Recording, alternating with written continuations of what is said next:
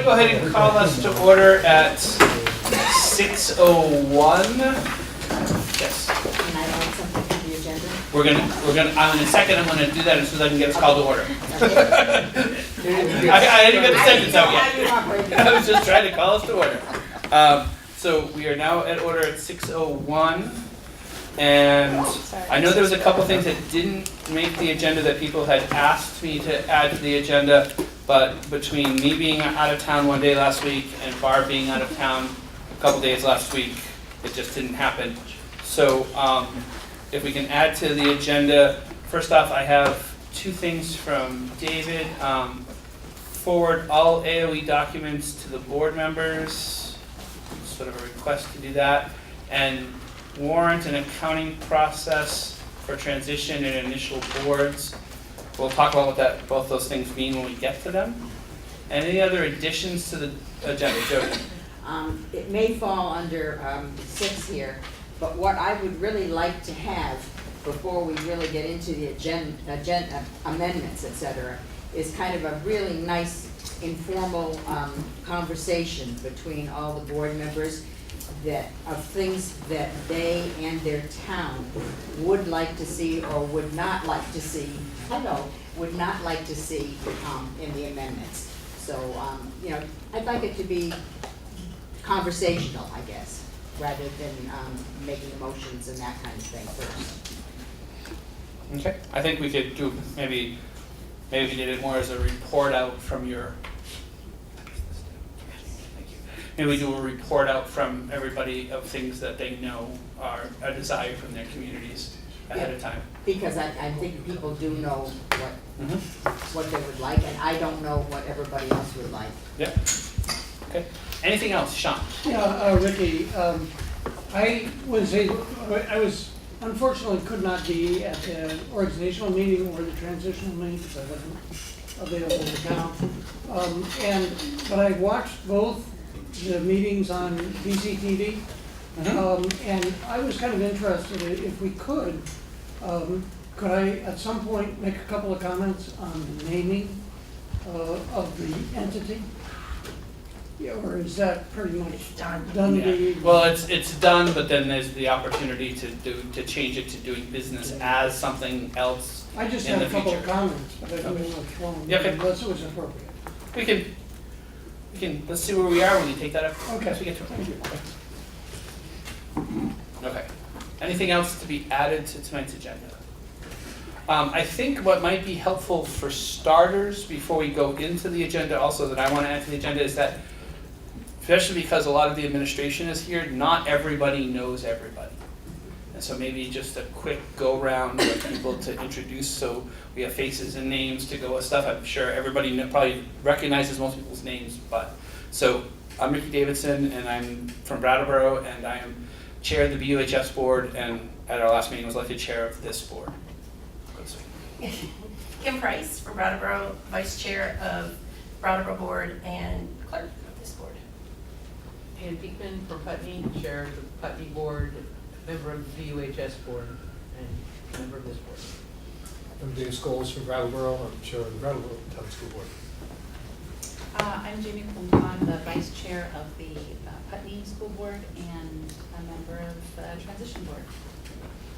I'm Jody Normando, grandmother of a child in high school and one in 7th grade in Dummerston.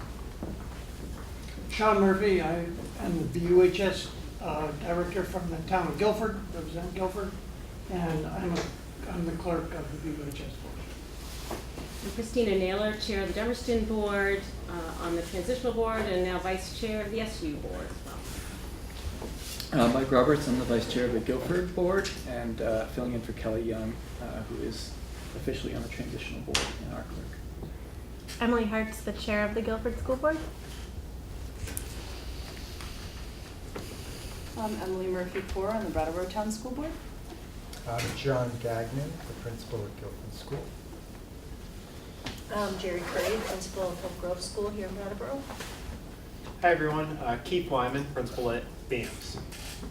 Steve Parent, principal of Brattleboro Union High School. And Herb Pelletier, principal of Putney Central. Frank Rucker, the business administrator.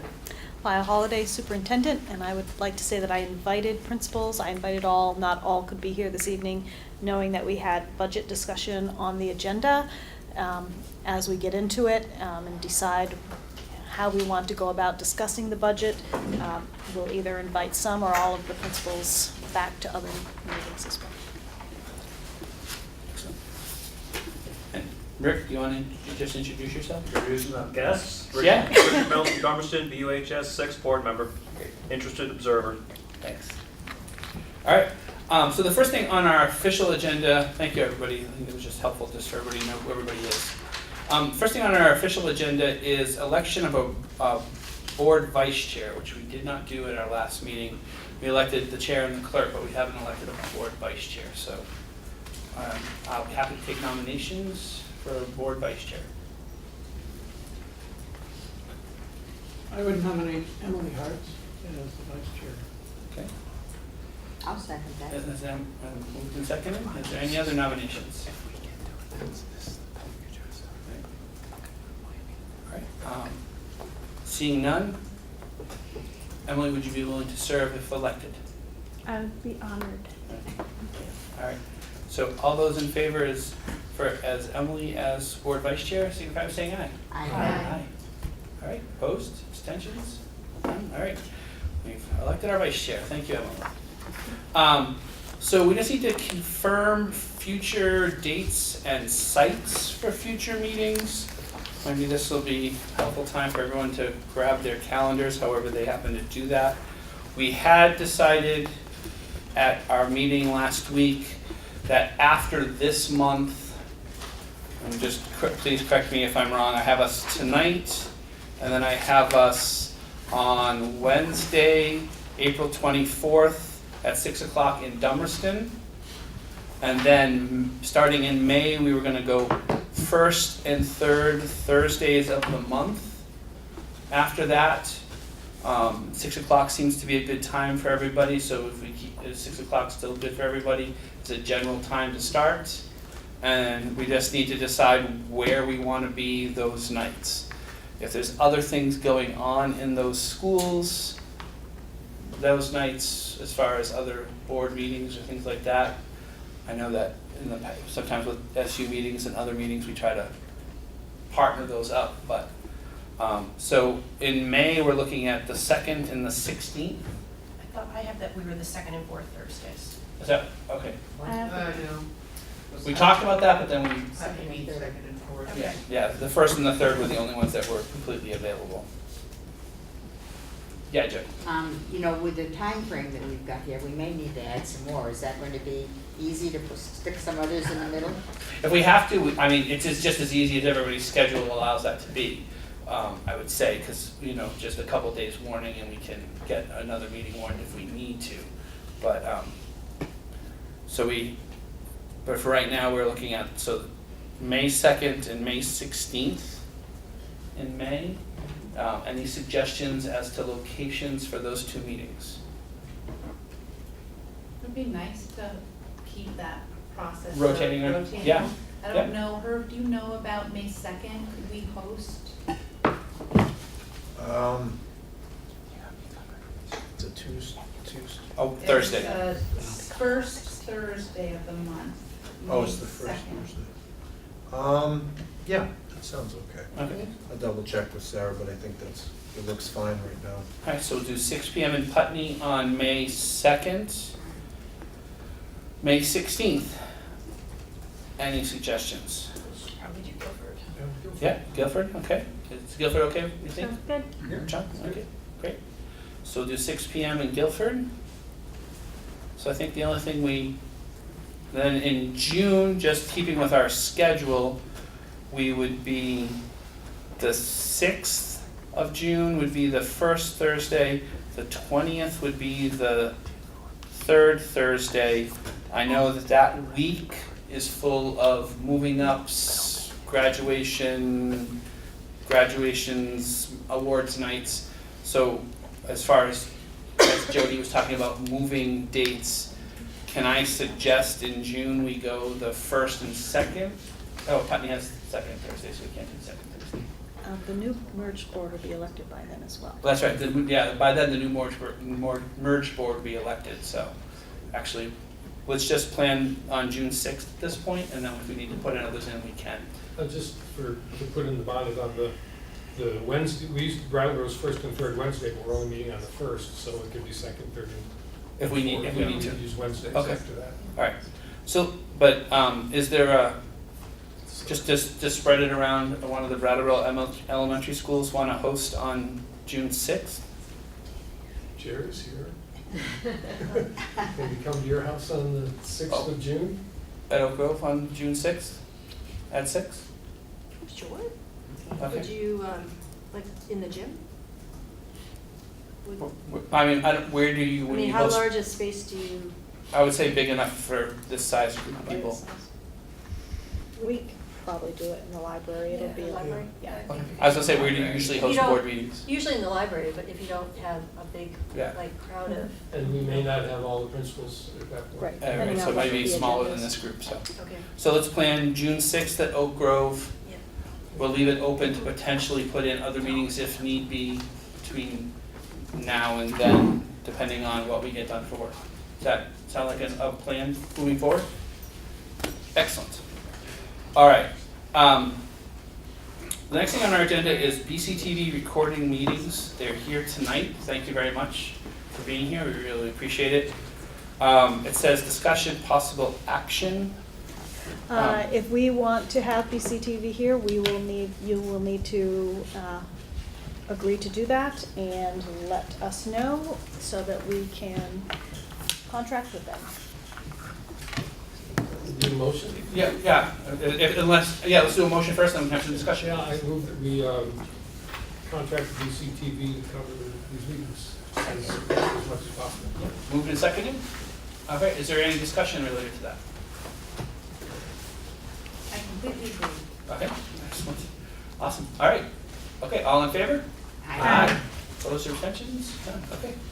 So, thank you for setting that up through the central office. All right, next thing on our agenda is budget discussion. So we're at the point of talking about budgets. And I know some information has gone out related to budgets. And I'm sure Frank has got some stuff for us. I do have hard copies of what I had emailed out last week. That would be great. So if I hand this out, and we'll take one of those, and then I also have a balance sheet that I don't know. I think I emailed that out.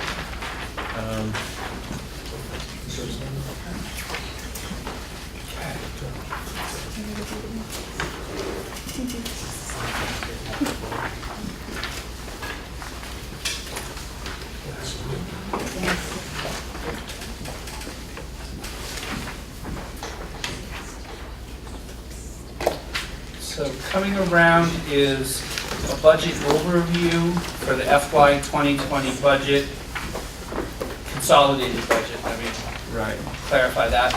And then also a balance sheet as well. So you want me to give you a quick overview of that? Well, let me just, real quick before you do that, Frank, I think, just for clarification's sake, if all the boards could help report out on, I believe, and I understand, that every one of the boards, whether it went to public approval or not, every one of the existing boards or the current boards at the time approved a budget for your individual, as if we weren't a merged system.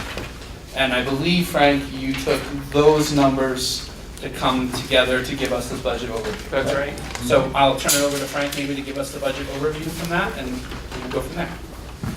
Okay, so the first document, if I could go over that with you, the one with the title, Wyndham Southeast Supervisor Union Member District FY 2020 Budget Overview as of 4/2/19.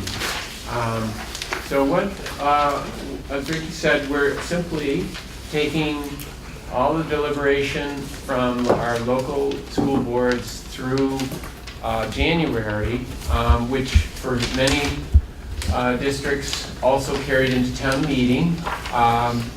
And I've just taken sort of the highlights of that budget process so you could see it on one page. So looking at the far right column are the totals. And in the first set of data, the 49,155, see that on the far right? That's the total revenue. And then we have total Act 68 revenues. You would recognize that if we were in your local budgets and we were talking about everything other than what is raised by the school property tax. That's what the 9,648,000 is, and you can see just below that I've got this percentage number to help you. You see there's a fair amount of consistency in the elementary system, and then the high schools get that big 31%. The big difference there is the high school gets a few $1 million in tuition revenue, and our local elementary school districts don't. So that's what most of that is. It also, you can see Guilford has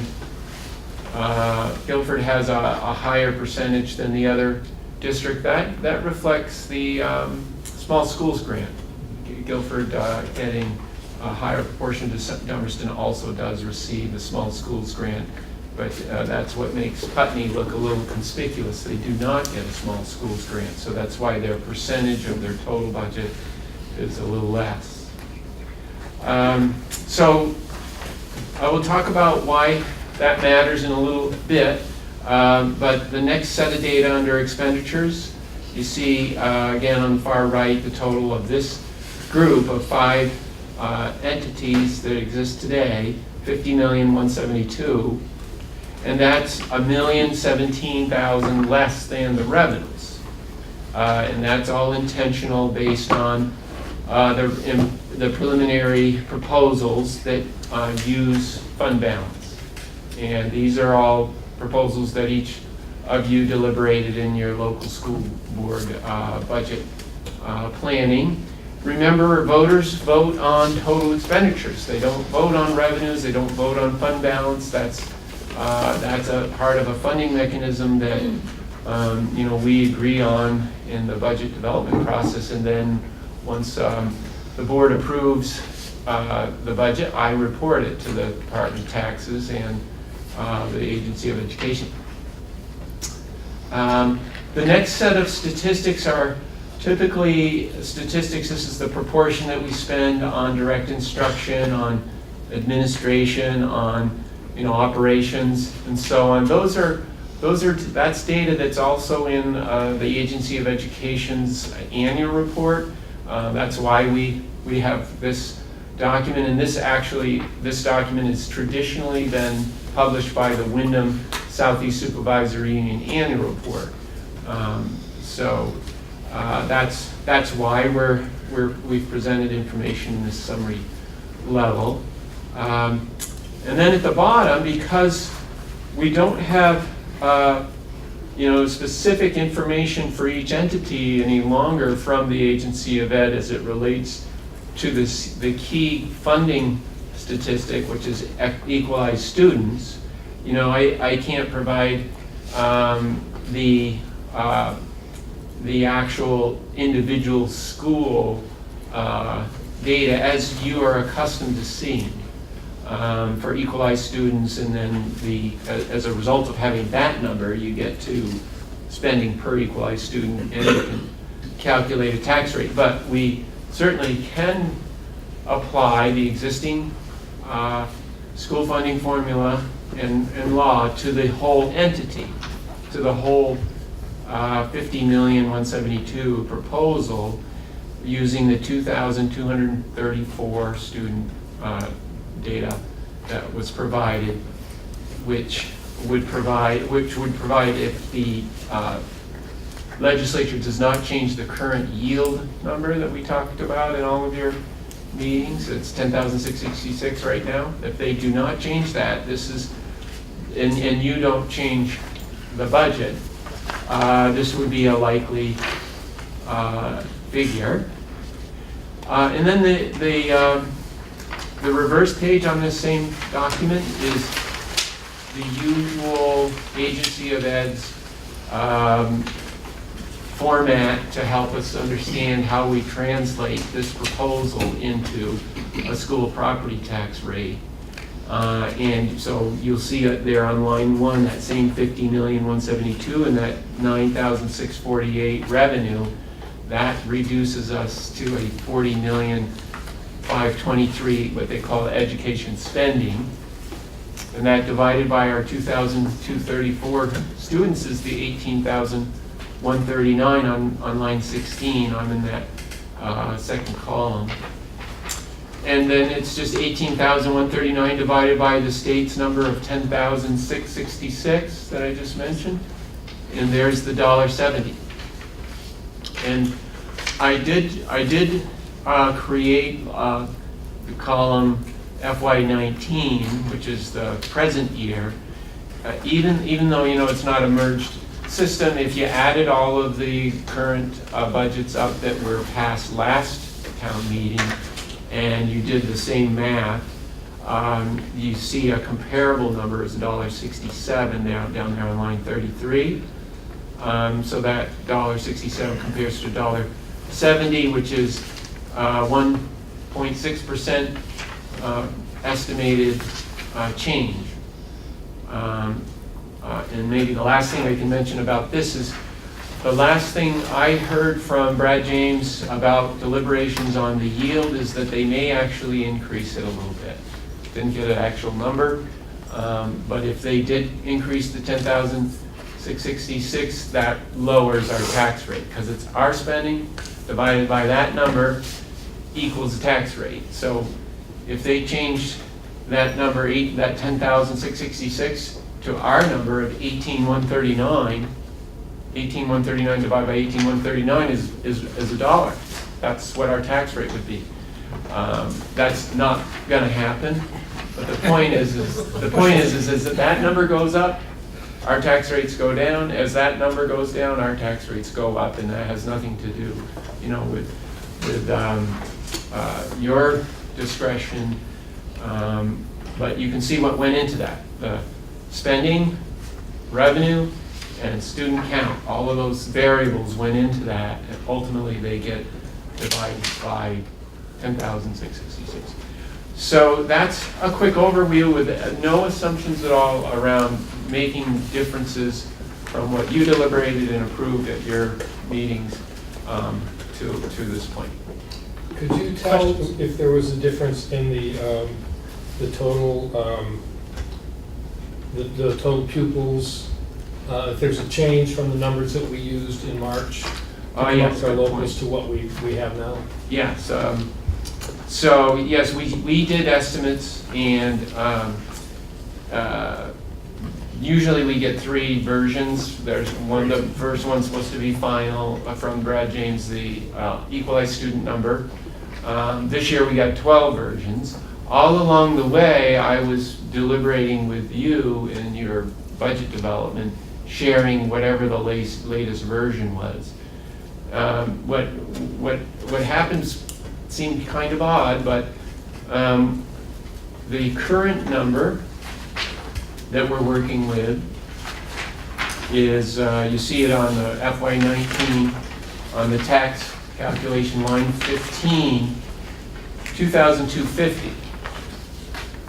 And we started out at 2,247 in terms of a preliminary FY20.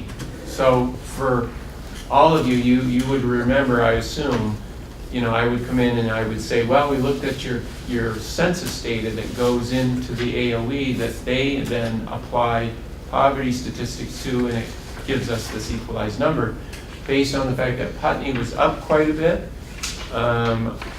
Brattleboro town was pretty flat.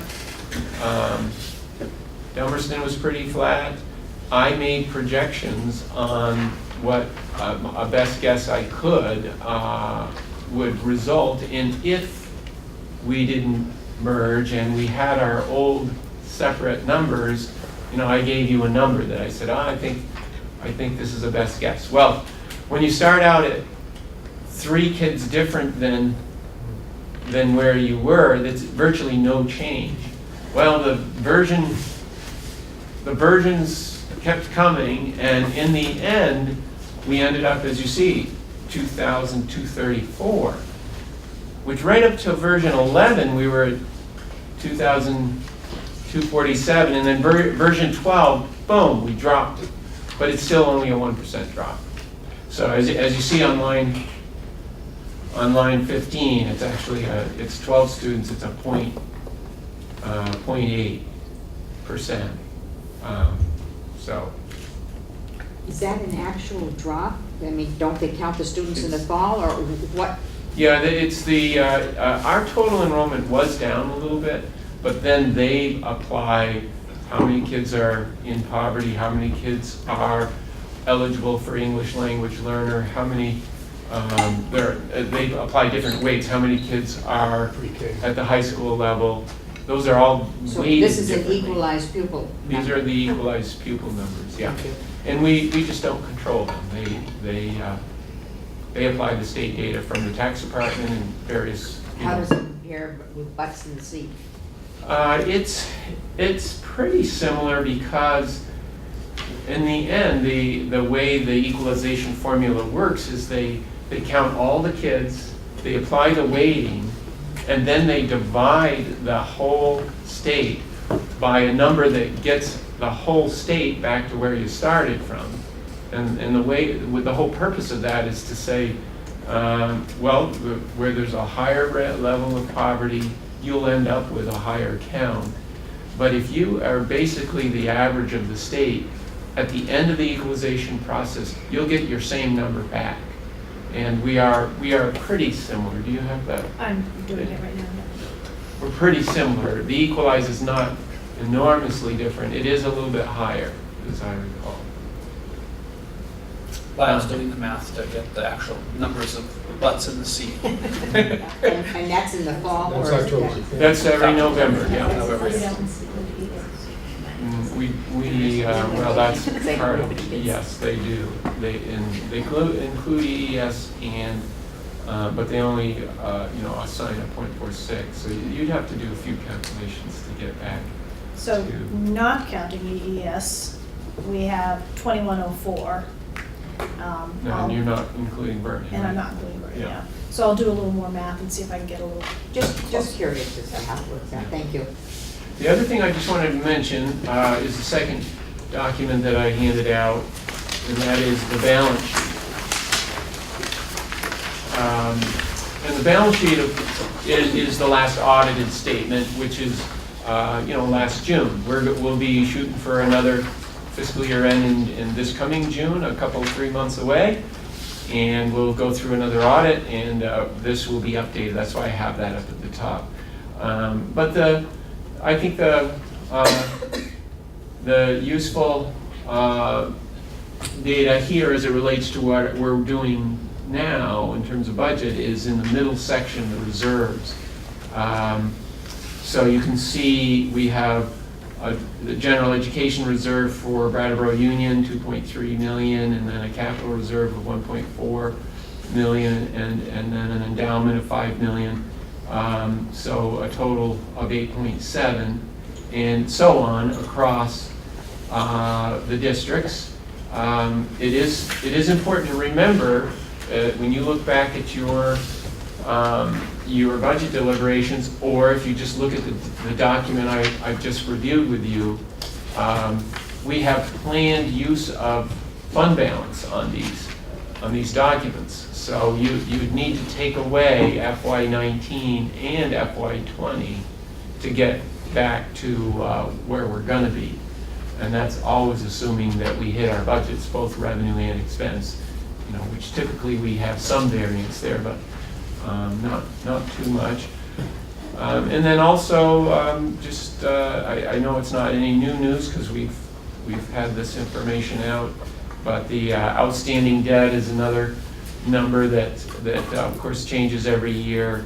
The largest number there, you see line 20, is the high school, and the payment every year is 1.6 million. So as of FY18, we were 9.6. This year, we have paid that 1.6 million. So Brattleboro Union is 8 million, and this FY20 budget has a 1.6 scheduled in there, so that knocks it down into the 6 million category. So I've got a couple of notes at the bottom, but the debt is a percentage of the total spending, and more importantly, the debt service payments are going to be drastically smaller in the next couple of years. UHS pays their debt off completely in FY24. 2024? Yeah. Jody? What actually goes into assets?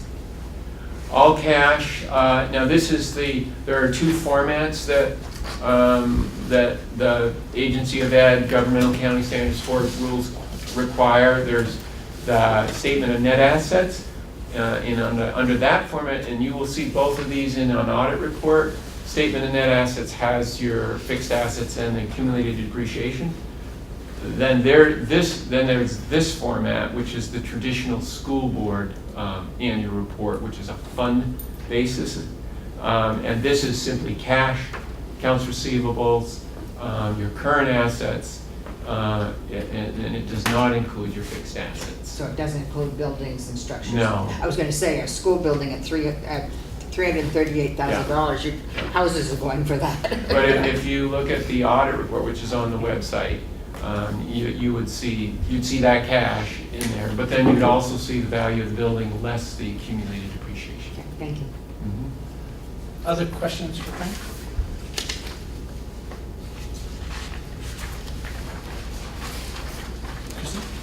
So Frank, do you have the tax rates, the adjusted CLA tax rates by town then? Because that will still happen, right? It will, yes. I believe those have all been sent to the select boards, and they're also in the assumptions that we had as of the time of developing the local budgets. They're also in the tax page in all of your town reports. So this page, they're all in there, the CLAs. But you haven't there's nowhere here. I can do those in my sleep. Yeah. I just wanted to know if there was a comparison as to what was going to happen to people's tax rates with this combined budget. Yeah, at the union level, we can put a document together, but it has nothing to do with the local school board's deliberation or authority. So at the union level, we've left that to the select board, the town office, the Department of Property Valuation and Review, but it is the reality, as you know, that the taxpayer will see.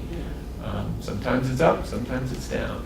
I think in general, though, as I recall, I think all of you will recall better than I will if there was a significant difference. And as I recall, there was really no significant change like we've seen in the past from last year to this year. There was a little change, but nothing like we've seen in the past.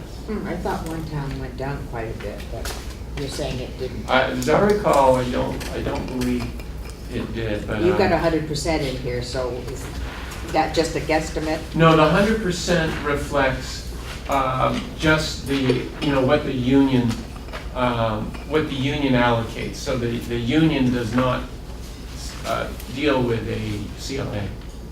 A union school district has no relationship because that is set at the town municipal level. So a union school district only publishes the what's called the equalized school tax rate. And then each town will take that and they will apply their own CLA. So we'll go home and find out what our individual towns are, and we can fill that in and continue I with can it. tell you right now if you want. Yeah. All the towns? For each, I've got each of the sheets. Yeah. Oh, wow. Yeah, the, Please do.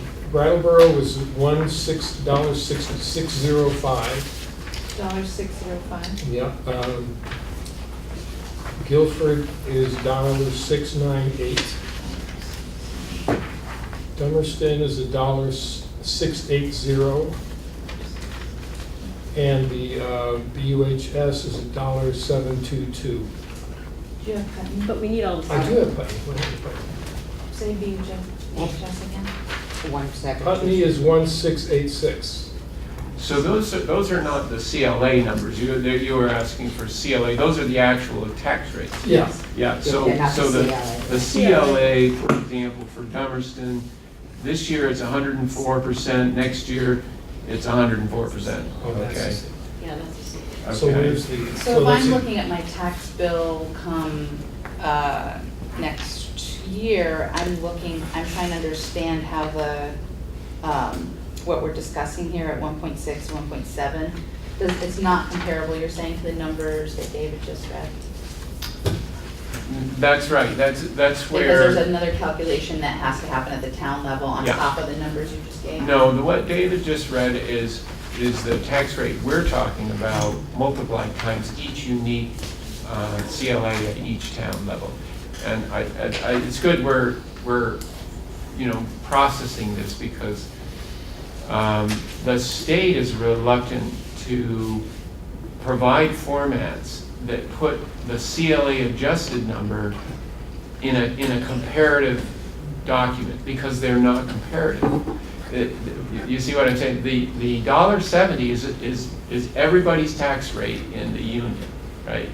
But because Brattleboro's tax assessment is timed differently than Dummerston's, and Dummerston's different than Putney's, that has to do with the real estate market and who sold what property when, and when did the listers make the last reevaluation. So you see, that has nothing to do with the school board budget, and it's not comparable to your neighboring budget.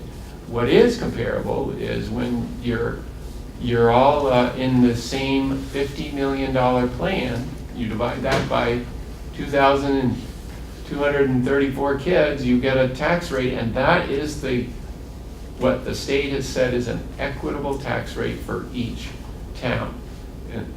But if Putney's town listers have said, we're not going to reassess property taxes for 10 years. Well, that has nothing to do with spending school money, right? It has to do with what's happened in the real estate market in the last 10 years. And the state says, well, we're going to make sure that that $1.70 in Putney is just as fair as what, say, in Guilford, they did their assessment a year ago, and they're going to make sure that that same house in the neighboring town that has been assessed is fairly, assigned to that resident. But if you try to bring that data into a single schedule, you are trying to compare apples and oranges, and it's not a productive. So I guess, discussion. sorry. Okay. Yeah. So it's just that when it comes to the voters, will they understand what the tax rate would be that they would vote on with this budget in their towns with that data? Because this sheet, will that be available to voters to understand, Dummerston's tax rate is going to be that by comparison? Because that's what the taxpayer thinks about. Yeah, we can add a schedule that says this is the Dummerston CLA, and you take your $1.70 and you're going to pay less because you're 103, right? You're going to pay, right. So we can do that. What we don't want to do is get into taking responsibility as a school board for the real estate market. So it's good if you can explain why the tax rates are changed, and there is your explanation. It has to do with the tax assessed value and how closely does it represent the most recent real estate sales in your town. That's all it is. And if I understand this correctly too, trying to tell me, is that once we approve a budget, then that would go to the towns, and then the town tax assessors would be able to, or property assessors would be able to start calculating that information so that that would become more public. And then when we do our public information sessions about the budget, then we could also be explaining and educating to the public about those at that time. That's a good way to put it. I just maybe add that the funding formula requires the CLA statistic to be a prior year reported, so we know in advance. Right now, we know in advance, unless a lot of Dummerston folks appeal the tax assessed valuations, that we know what the number is going to be. But there is an option for a town, anyone, any resident to appeal their tax assessment that the listers have assigned, and if they do that, that changes the CLA. But again, this has nothing to do with, school board business. Okay, we got a lot of hands. Let's start at this end and work right out. David. Okay, so on the 3-year comparisons that we get, the last line, 39, is pre-K combined total estimated homestead CLA adjusted school tax rate, and that's what we vote on. And I know that changes with things that the states do before we get our bills in August, but that's... Oh, I'm sorry, did you say you vote on the tax rate? Well, no, we vote on the budget. But Right. this is the information that we present, and this is what we're projecting, is that the tax rate will be, and that's what people look at when they consider how much the tax is going up or down. Not the budget, because our budget's 5%, but the rate is just over 1%. Mm-hmm. So that number on the bottom there on line 39 is not, the same thing happens to that number as happens to the number on the bottom of 39 on the hypothetical merged district budget. So the 170 will be done multiplied by the CLA, and the 160 on the town would be multiplied by the CLA. So for this entity and this transition board, if this board presented this budget to the voters, that you would be voting on $50,172,000, and we would say it's an estimated tax rate of $1.70, and then if you wanted to go to the CLA, yes, you multiply Dummerston's CLA. Actually, you divide Dummerston's CLA into $1.70, and it'd be $1.68 or 65. Maybe we should. I was reluctant to get into the level of detail, but it looks like you've got a lot of questions about the details, so I do have... Let me just ask one more question, because I think my question is really pretty simple. I just wanted to make sure I understood what we were looking at. So, but the relationship, it's fair to say, I think, or reasonable to say that what we're projecting for tax rates would be 10 cents more for people in Brattleboro than what we passed in terms of our budget. Now, it won't necessarily be that because it'll be affected by the CLA, but it's 10 cents higher than what people expected when they voted on the budget. Yeah, and that's the issue, is that you remember we started the conversation with you asked a good question. How close was the estimate that we used to develop that Brattleboro? Yeah. And we'd have to make that adjustment before we could answer your question, right? We would have to say, see, this is the problem, is that you're trying to be precise about what is the impact of Brattleboro, the first draft that you approved back in early January versus this draft. To answer that question, you need to know what is the Brattleboro Town equalized student number, and we do not know that. We can't get that. But what we know is that the estimated number we use for that era was overstated. We counted too many kids because we had an early version from the AOE that said we had 16 more kids or whatever it was. So the point is, David, we would have to go back and say, well, let's take away some kids from the Brattleboro Town count and apply that to that budget that you had approved as a board, and we would have to recalculate that, which is very simple to do. We could do it. And then we could come back and say, okay, what would that have been with the newer numbers? With the newer number. Do we know that Brattleboro's equalized people rate number went down? From the 814? All we know is the total went down. Right. We do know that the Brattleboro Town ADM census count was lower than it was. So, but who knows? Was there more poverty in Brattleboro than the last year? We don't know. Those are the things we can't control. So The level was down 2 students. just to complete the sort of data available, I'm happy to pass out this document. It's a 116-page compilation of all the budgets. They're all on the website. I was thinking that you had other things on the agenda. You didn't want to get too much into the detail, but I'm happy to pass this out now if I was thinking it might be more relevant later in our meeting cycle. But if folks want this, I did bring copies. It's essentially that lead sheet with each of your individual budgets. And those are all on the website. And they're all on the Yeah, so, website. yeah. I'm ready. If you're ready, here they come. I would say. While we're passing these around, Jody's question. Well, I'm just sitting here glass-eyed, and I'm thinking that this is interesting for us, but when it comes down to presenting a budget to our towns, what they really care about is the bottom line and what their taxes are going to be and what their tax rate's going to be. And to get into all of this when we're doing it, I think is crazy, but. So I just following up on my conversation before, though, I'm just concerned that where Brattleboro's been paying about their net rate that they're paying is $1.60 after we do the CLA and everything else. If we're warning a budget with this document that says $1.70, we're going to have a lot of explaining to do from people that are thinking this is a 10-cent difference when probably in reality it's going to be a 3.5-cent difference for Brattleboro, if my quick off-the-cuff calculation is true. So I'm just concerned that we are presenting carefully so that the voters are getting apples to apples comparison when we are publicizing this and not going like, what? Because that's not going to make for a really great meeting. No, it's not.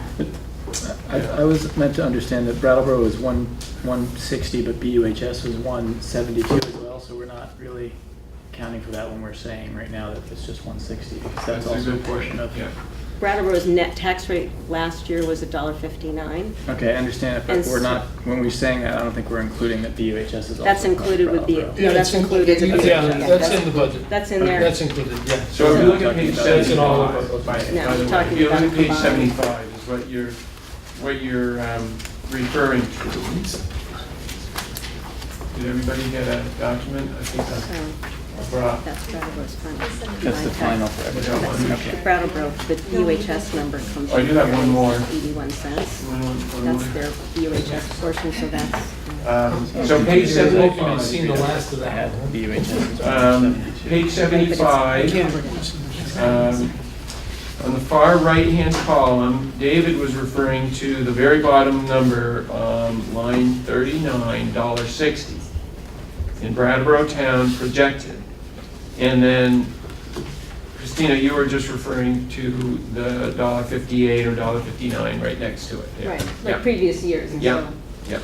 So, my point is that you see up on the equalized student number, line 15, this is the problem. We don't know what that number is. We put in 1493, which is exactly the same number as the prior year.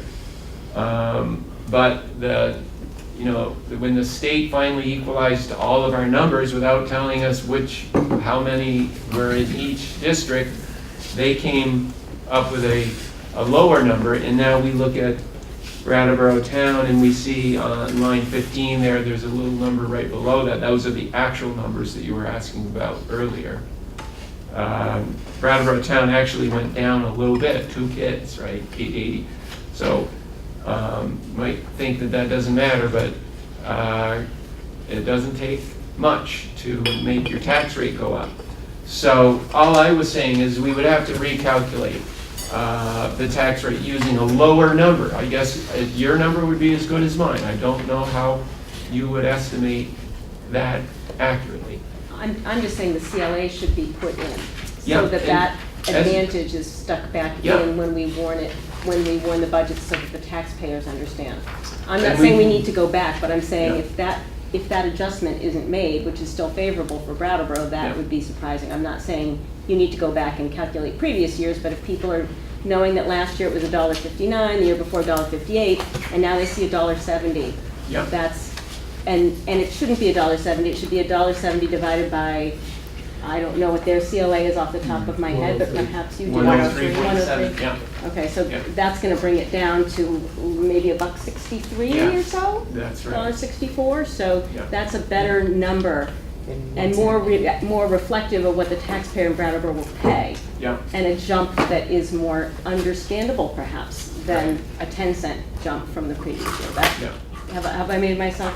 Yeah, that Okay, makes sense. okay. I would just say that you also want to be sure, if you do have the 5 towns on the same page, that you explain that those are not comparable numbers, but the $1.70 is where you started from is. On the other hand, the CLAs now are not that different from town to town to town, so it's probably not that big of a deal. Jean? It strikes me, coming from my background, doing communications with folks, that I have often really tried to simplify things as much as possible. And that one of the big challenges, as I understand it, that is coming in the next, how many days? 60 days before folks get to vote on this, right? Isn't it gonna be voted at in June at the annual meeting? Yeah. Okay, so we get the budget voted on in June at the annual meeting, and we get the articles of agreement voted on. So the narrative, Not necessarily. not necessarily.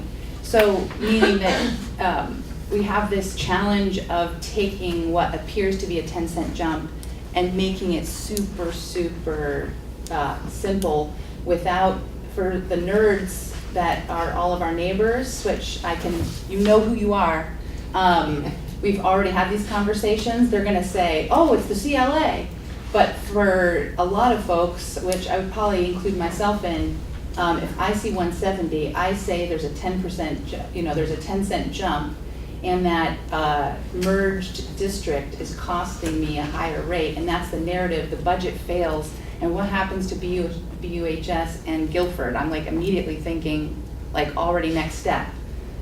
Because those were, I think, the only 2 that haven't passed a budget. So I'm trying to recall what the next steps are and immediate impacts for people the next day. So, so you're merging 2 different things. You're saying if the budget vote failed on the merged district, that creates a special problem for Guilford and BUHS, and that does not. It's a problem for everyone. That's a different, that's a Okay. different issue. None of us have a budget. Yeah. Okay, got it. Yeah. I guess I thought the reason that I was linking the concepts was because a number of the districts went ahead and passed budgets, which I thought freed us up to do some things that others cannot do. Is that not accurate? Only it does if either the courts stop the merger or the legislature defers it. So if the legislature defers it, then Brattleboro Union and Guilford have to do what you did, and they'll have to call a special meeting like you did in Putney, or you had a special article in your town meeting, and they need to vote. But those are just contingent. So meaning that everybody at the table the budget fails because we didn't figure out how to articulate what was going on and why, and everybody has a failed budget. Yeah. Yeah. I think it's really important to do whatever it is that has to be done, so that when we look at these numbers, we're looking at apples, and they're all apples. To try and explain, as you said, to try and explain the CLA to somebody, or to get somebody to look at $1.70 and then look into their town meeting book and see $1.60 and say, wow, 10 cents, I thought this was supposed to save money. And people are already pissed about having to do this. We need to be able, I know the agency's saying they don't do those numbers anymore, but they have to. And they have to give us some way to be able to compare these realistically, or truthfully, I should say. Because these numbers are not true. They have to be interpreted, they're not available. You might as well paint right over them with blue paint, because it's so not transparent. They don't tell you what you need to know. So if we're going to be presenting a budget and we have to get it done by the 25th, or we get whatever the legislature decides we get instead, when July 1st comes, we need to have things that we can go out and defend. Well, I would say that if the voter is making a decision on can they afford the tax rate that the merged budget would create, which is typically the question for, as you said earlier, right? Typically, as you also said, Jody, the taxpayer generally is going to say, what's it going to cost me? That's exactly what we care about. And that is apparent here. There's no, you're raising the question of, well, how did it compare to the prior year? And that's obviously relevant and important. But the number itself, they will know, $1.70. And then, as Christina said, you can go to any of the CLAs in the town and convert that. And there's the question, can I afford $1.65 in Dummerston? I see Putney's number, CLA is 0.99, so your number is actually going to be up a little bit. And they'll have all the information they need in terms of affordability. There's no clarification from the state to be done because it's board budget divided by kids. There's the tax rate. Can I afford that or not? I don't think that it's reasonable for you to speculate on how everybody is going to see these numbers. If this number is higher than what was noted on at town meeting, Brattleboro voters are going to be concerned about it. Oh, I'm not. If we don't take that into consideration and find a way to present this that makes a lot better argument than these numbers can right now, my speculation is no better than your speculation about what people are going to do. Yeah. But we don't know. I'm pretty confident that they're not going to want to vote for this. I have 36 signatures on my petition, and 28 of them said, am I right to be pissed off that this is happening? And that's really the mood in the town. Yeah. And if we don't, we have to sell this. But what would you have the state provide that would Provide help? us with the actual per pupil, the actual equalized pupil number for each town, so we can do this sheet with a number that's comparable to this sheet. And if we know the CLAs, and I think they're all here, go through and do all of that and give them exactly the same reference. So you're saying just they're not, that wouldn't restate the current year that the voters are considering, but you're saying it would give them a better comparison to the Well, it prior. would be if the 170, the Guilford people could say, okay, we could say to Guilford people, the rate is 170 times your CLA, and that's 164, whatever that is. In Brattleboro for you, it's 165.47. And then just go through and say, this is what you're actually going to see on your tax bill, unless the state does more to it. But at least they're numbers that are comparable. Well, what we're That's a big saying is concern, always has been. we know what those differences are. We know how to calculate them. So there's no more clarification there. What could happen if you can compel the Agency of Ed to give us equalized numbers for FY20 is you could help us compare what we would have presented if we were not merged. Exactly. Yeah, I can't force them to do that. Maybe But you can. have, and Lyle too, have professional organizations and lobbyists in Montpelier. They can put a lot more pressure than some little school board chair from Brattleboro. So I would encourage, maybe we want to, I'm not going to I might move that we direct you to contact your lobbyists and tell them we need those numbers. If we want to pass this budget, I think if we want to be safe about passing this budget, which is really our job, is to provide what the schools need.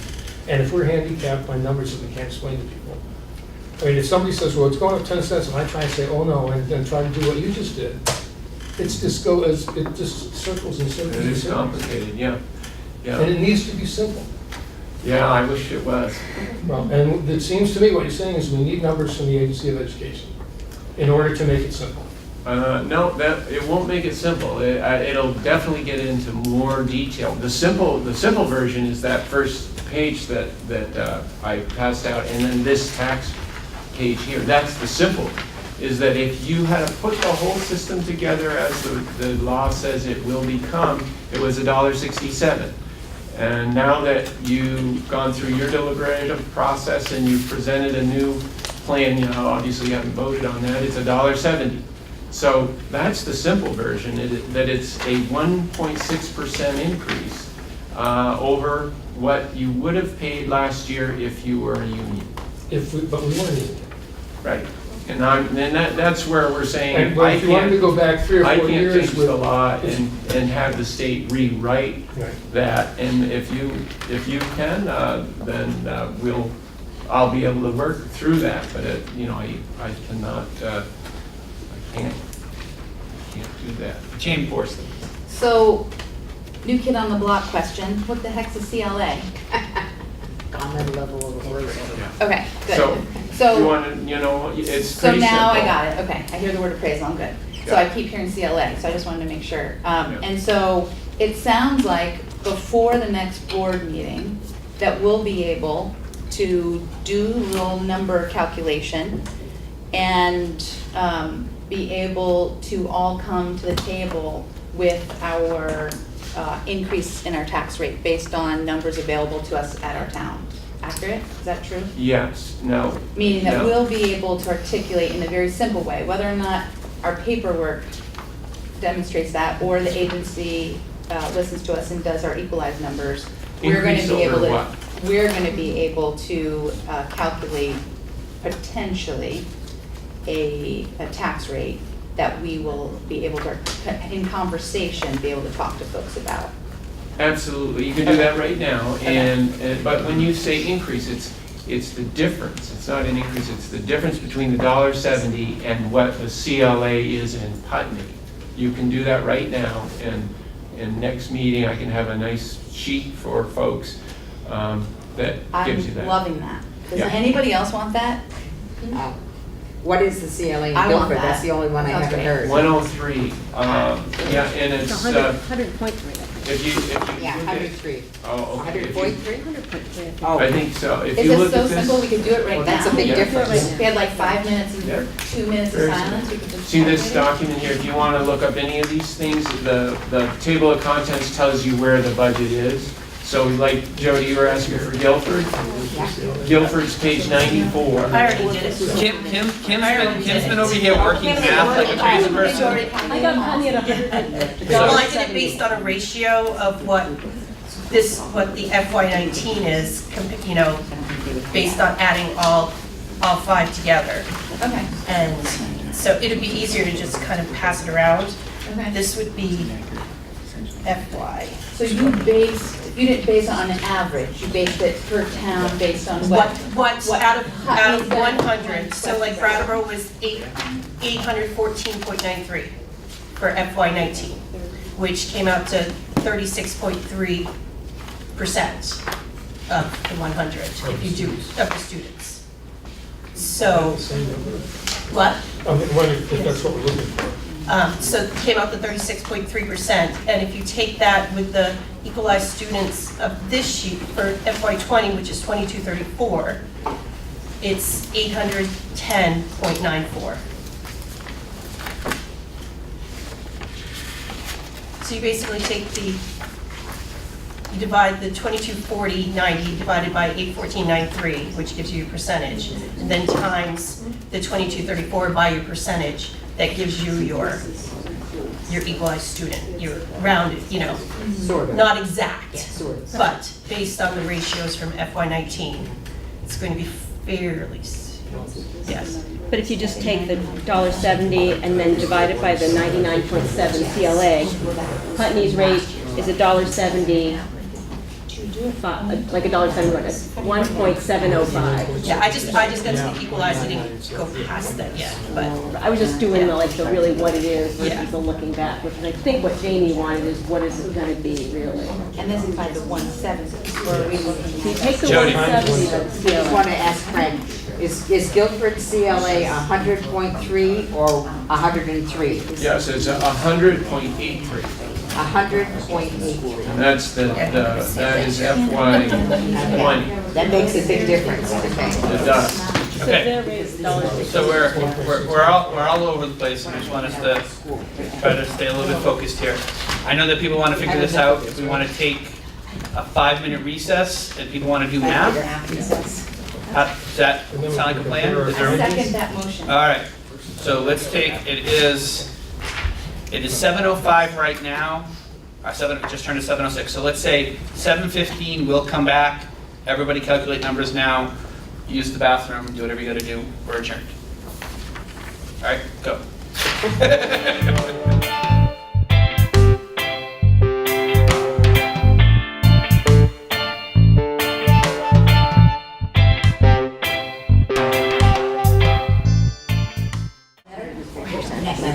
Okay, so it is 7:18, and I'm going to bring us back out of recess and call us back to order. I know that individual board members in town or towns in partnership figured out numbers. Frank also has stuff, so we'll start with Frank, and then we'll see if everybody jives. It'd be great if folks Everybody jives. do know how to do the calculations. They are very simple. They are part of the law, so it'd be really helpful. So what are you actually going to tell us? Answering the questions that I think several folks had. What's my CLA adjusted tax rate if we presented this budget? Okay, so you're going to give us that? Yeah. Okay. So $1.70 is our union budget tax rate. And because Bradtown's CLA is 103.7%, their tax rate would be $1.639. Correct. Did we get it? All right. That's what I got. That's a beautiful The thing. calculators are great. Yeah. Okay. So, connecting that to what we were talking about, it's not yikes. There's a 10% increase. Right now we're talking about a 3-cent increase. Okay. So then the next town, Guilford. Because the Guilford CLA is 100.8%, it's going to be really close to that, right? So it's $1.686. Did Michael or Correct. Emily got it? Correct. Okay, we're on the same page. Excellent. And then Putney, because Putney's CLA is very much like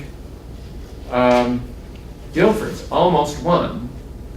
You're 0.997, so you're almost exactly reflecting the tax assessed values in your town. $1.70 divided by 0.997 equals $1.70 with a 5 at the end, so 1.705. 1.705.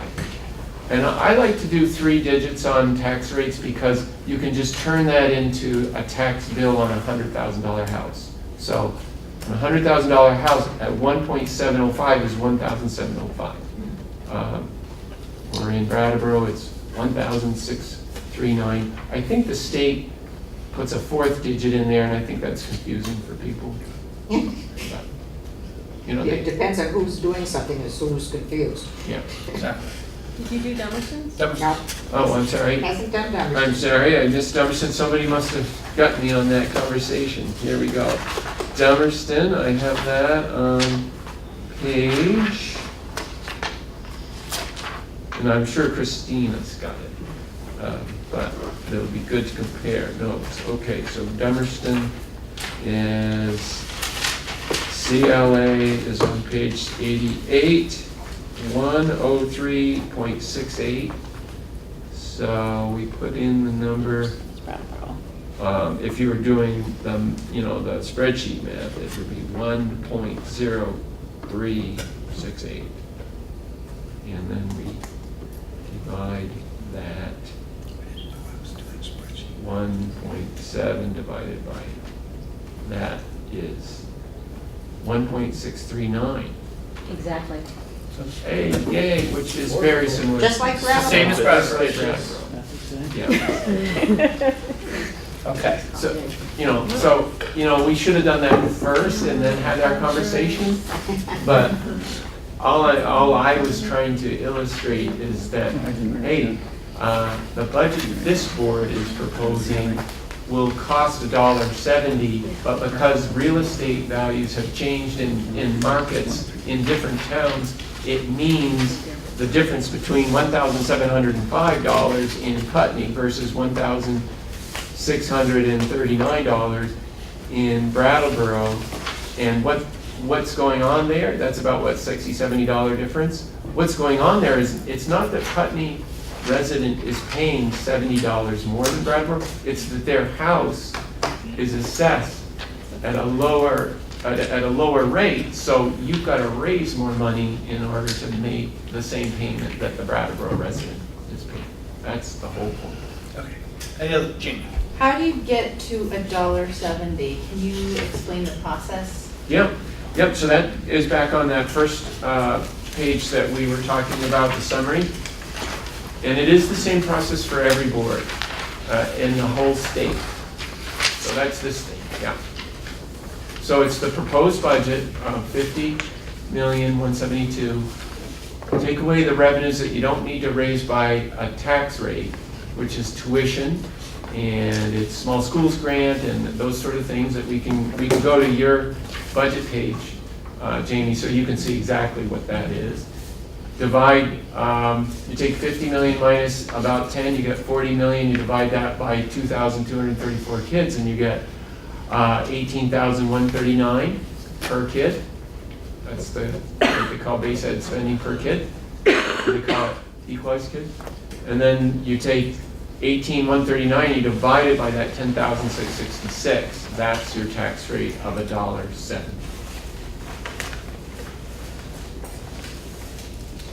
Where do you get the 10,000, where's the 10,000? That's announced by the legislature every year, and I put it on that very top line in this document, the Okay, very here. first thing. And the state will change that. The tax commissioner recommended that number to the governor and the legislature back in December. That's the number we've been using all along. And then as I say, David, I think you had heard they were going to maybe lower it. I heard that they decided and that bill was, that was a money bill and it's out. And those numbers were firm. But if you don't know that, probably no, not. I had heard that they were thinking about actually making that closer to 10,005, and then Brad James acknowledged that, but then he came out and said, oh, but now internet sales tax is higher than they expected. They might even raise it higher than 1066, but at this point, this is the only guidance I've gotten. So if we got a grant for food programs or something, it would be in the revenues? Yeah. And so, do you have the spreadsheet for line 1 and how you got to the budget? Was that simply the $3 million budget in Putney approved with the whatever Gunderson's was? Is it just like 1 + 1 + 1 + 1? That's the other side of the stuff. So that's what this is, but it's exact. There's no. That's right. So how do we account for the additional cost for the merger? There Where's really that? is no additional cost. I thought we said there was a $20,000 line item for the software. Yeah, that's for this year, and that's going to be spent out of the supervisor union budget. Which Okay, is, so we wouldn't see any merged costs in this at all? merger has to happen before July 1st, before this thing, so all those costs have to be incurred now. And so we will see that accounted for in what budget? Fiscal year 19 audit, and that would be in the supervisor union budget.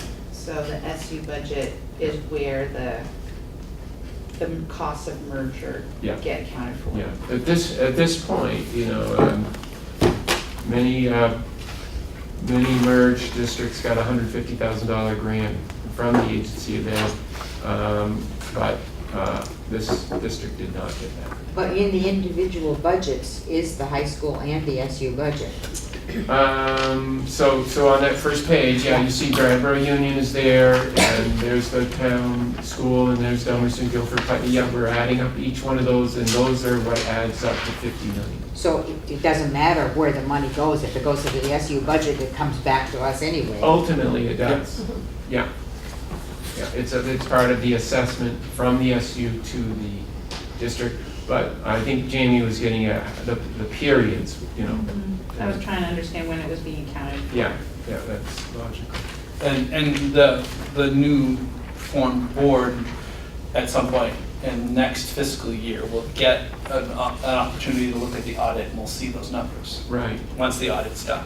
and they'll see the cost of whatever transitional costs there were as part of the audit that'll be done. And you have a afterwards. finance committee that will be We'll looking at review that. year-to-date and year-to-date spending and how we're doing. Yeah. All right, any other questions or discussion related to the budget so far? One quick one, I don't mean to drag it on. That's okay. Frank, the common level of appraisal, I hate to draw it back again. You said the listers calculate that, or that is a number that is dictated from the state based on the grand list?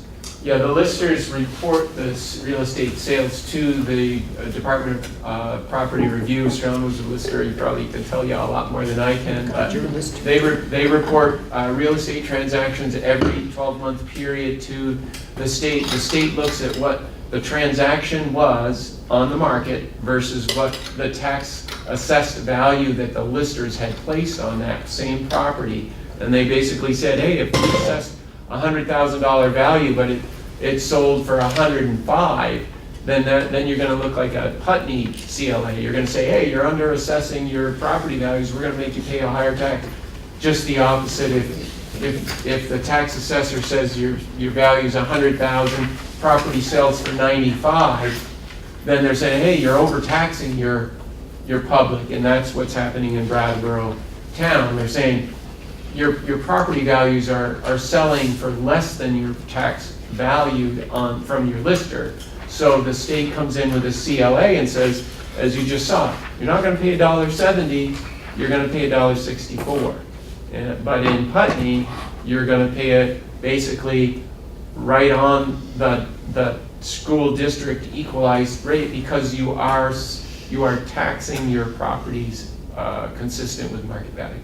Are closures built into that number, or bank sales or anything, or is it all sales, or is there a filter out of that? Do you know, Sean? Yeah, I think it has to be on a sale. A real So it sale. couldn't be to a family member Yeah. or something like that. So they dropped those out, so, you know. It's a real honest to goodness sale. Yeah. Because a lot of properties, sell for unrealistic market value, either high or low, so those get filtered out. Everything else just is a one-to-one because there was no sales. Unless somebody says, hey, you assessed my house too high, I want the lister to come through And historically, there's been more volatility in the CLA. I think all towns now, I think it just, it sort of shows what the real estate market is right now. It's agrees with what things are actually selling for, so you have more stability. Jamie? I'm interested if these budgets are protected the way that grades and schools are protected for 2 years. I don't understand the process by which the budgets will start being changed and when the schools will see the impact of the budgetary recommendation. So as we begin, when do we start that process of saying, oh, we can save money if we do this and this and this and this? When does that start, and what's the process? So for this year, that occurred in December 2017, went into January 2018, and then town meeting voted that a year ago, and that became the plan that we were operating on last July and is in place today. So for this budget, it's now. If this board wants to change spending as of July 1st of 2019, it's now. Just as you had already contemplated with what you presented. I don't know if you were part of the Putney's presentation to town meeting this year, but okay, so it was just this So most meaning we recent. could make changes to the 2019-2020 budget and warn them at the annual meeting in June? Yeah, what I was gonna say in a minute, I was just getting ready to say, was that essentially what we need to decide to do, and I don't think we can do it tonight because this packet is how many 100-something pages, you said, Frank, of all the combined budgets, but now we have this, or it's on the website, is that we need to do our due diligence as board members, as transitional board members, to go through this, look at it. It has passed all of the individual boards back sometime in January or February for the individual boards in the individual towns, and the high school did it for the high school's budget, which is what's here in front of us now. And then we need to approve a budget making changes, not making changes, whatever, as a group. And then that is what will go to the voters in June. And then they will approve it or not approve it at that point. But we need to, but that's, And remind me if the budget fails, the process, I remember reading that there is a contingency plan for the budget fails of, is it 87%? That's just a cash flow mechanism, but the next step is to revisit the budget assumptions and present a new plan. You have, you can't ask your voters to revote any earlier than 30 days, and so It's into July. you come up with a new plan, and it's unusual in Vermont for budgets to fail multiple times, but there is no end date on when a board continues to go back to the public and say, will you approve this plan? If they say no, you go back again in 30 days and you try again, and you try again, and you try until you prevail. Well, actually, after 3 times, you go to the 87%, unless that's changed in last. Morristown regularly defeated budgets, and then it would get passed, and then it would get defeated, and then passed again. And when it was passed the second time, it was over. If there's a, what do they call the rescission, reconsideration? Something. If there's a reconsideration, even if a budget passed, as you're saying, there can be a petition to reconsider the past budget, and it can fail again, but you can only have a reconsidered budget once. Yeah. So. And, well, 2 more things. One is that it hasn't come out of a committee yet, I don't believe, but I think the Senate Ed had a proposal for in that event that because there isn't a previous budget to do 87% of, that they would, the legislature would, they're talking about a law that would make it 103% of the previous budgets that existed. Now that hasn't passed, so there's no guarantee we can get that. There's no guarantee for any of this. I did have one other, let me change the topic yet, or go backwards, if people are still asking about this. I just wanted to.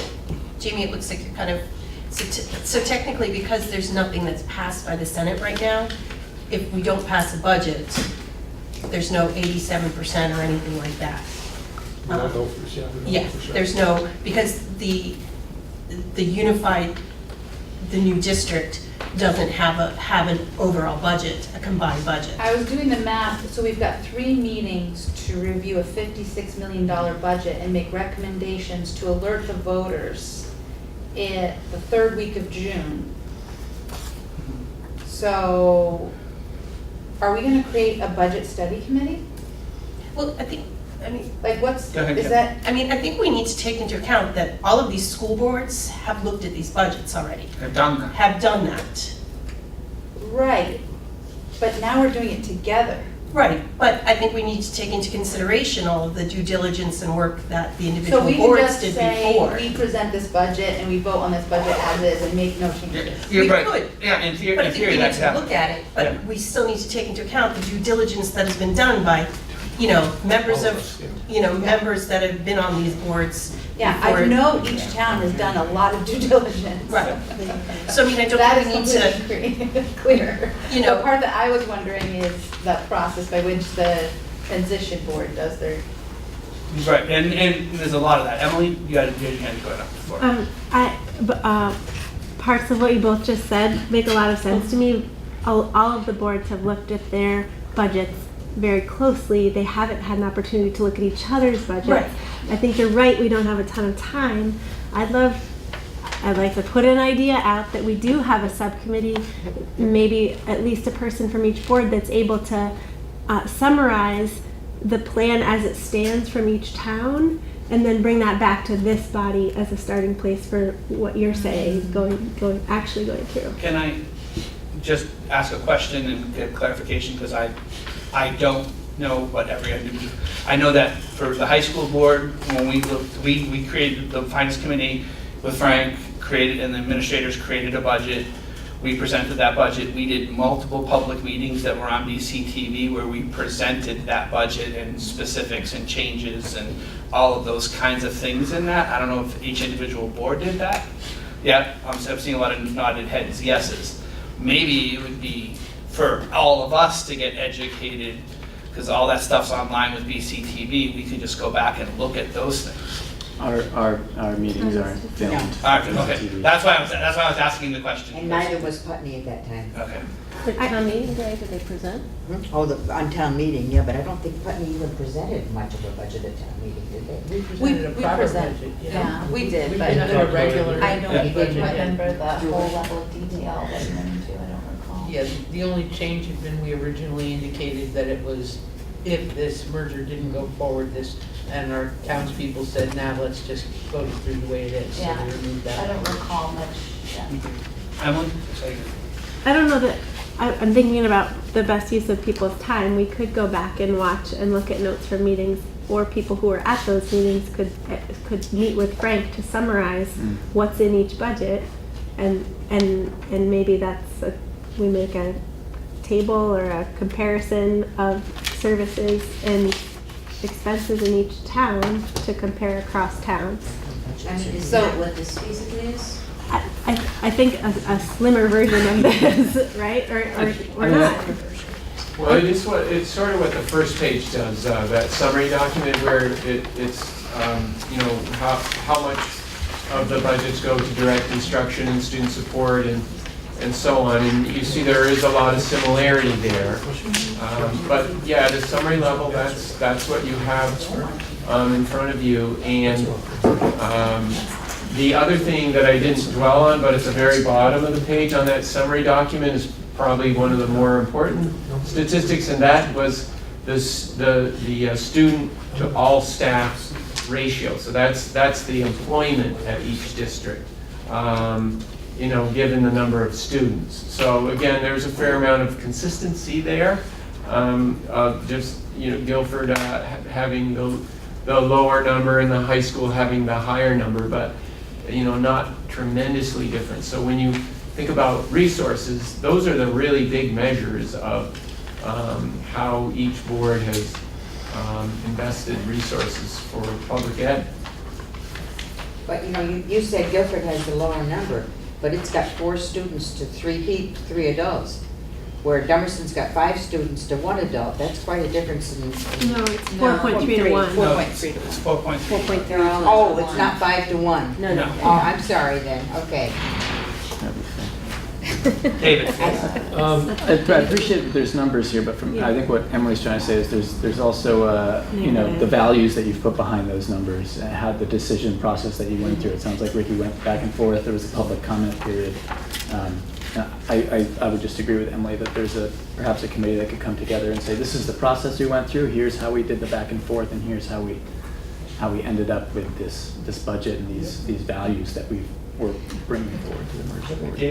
I agree with, I think Emily's got a really good idea, because we all know what's in our budgets, but we have no idea what conversations the other towns went through, and that's one of the things that we need to learn how to do. Yeah. This may not be the amount that we use forever, but I think having somebody from each board sit down and do that. We all did reports to our towns, so we know what we said and we know what's in our budget. So I'm sure that if each of us sat down, we wouldn't have to warn it because we need 6 people for a quorum, so we could do that and talk about that, because there are things that you put in and took out that we don't all know about. Yeah, The other point I just want to make, just to be really specific or really clear, is that we're a new district and a new board. So it really does make sense for us to do as much, to answer every question that everybody has in this process, because it's different than when we did it in our towns, or in Jamie's case, wasn't on board at the time, so it seems like a good exercise that we can make time to do. We would actually have 6, because you have to take into account the VUHS board, a member from that board for their budget.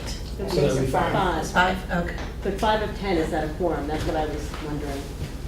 The quorum is usually half plus 1, Half plus Yeah. 1? so it would have to be Yeah, 6. it's got to be a decision-making number. Okay. Okay. So 6 was the right one. Yep. Jamie? I loved, what is your name, who said the word values several times? Michael.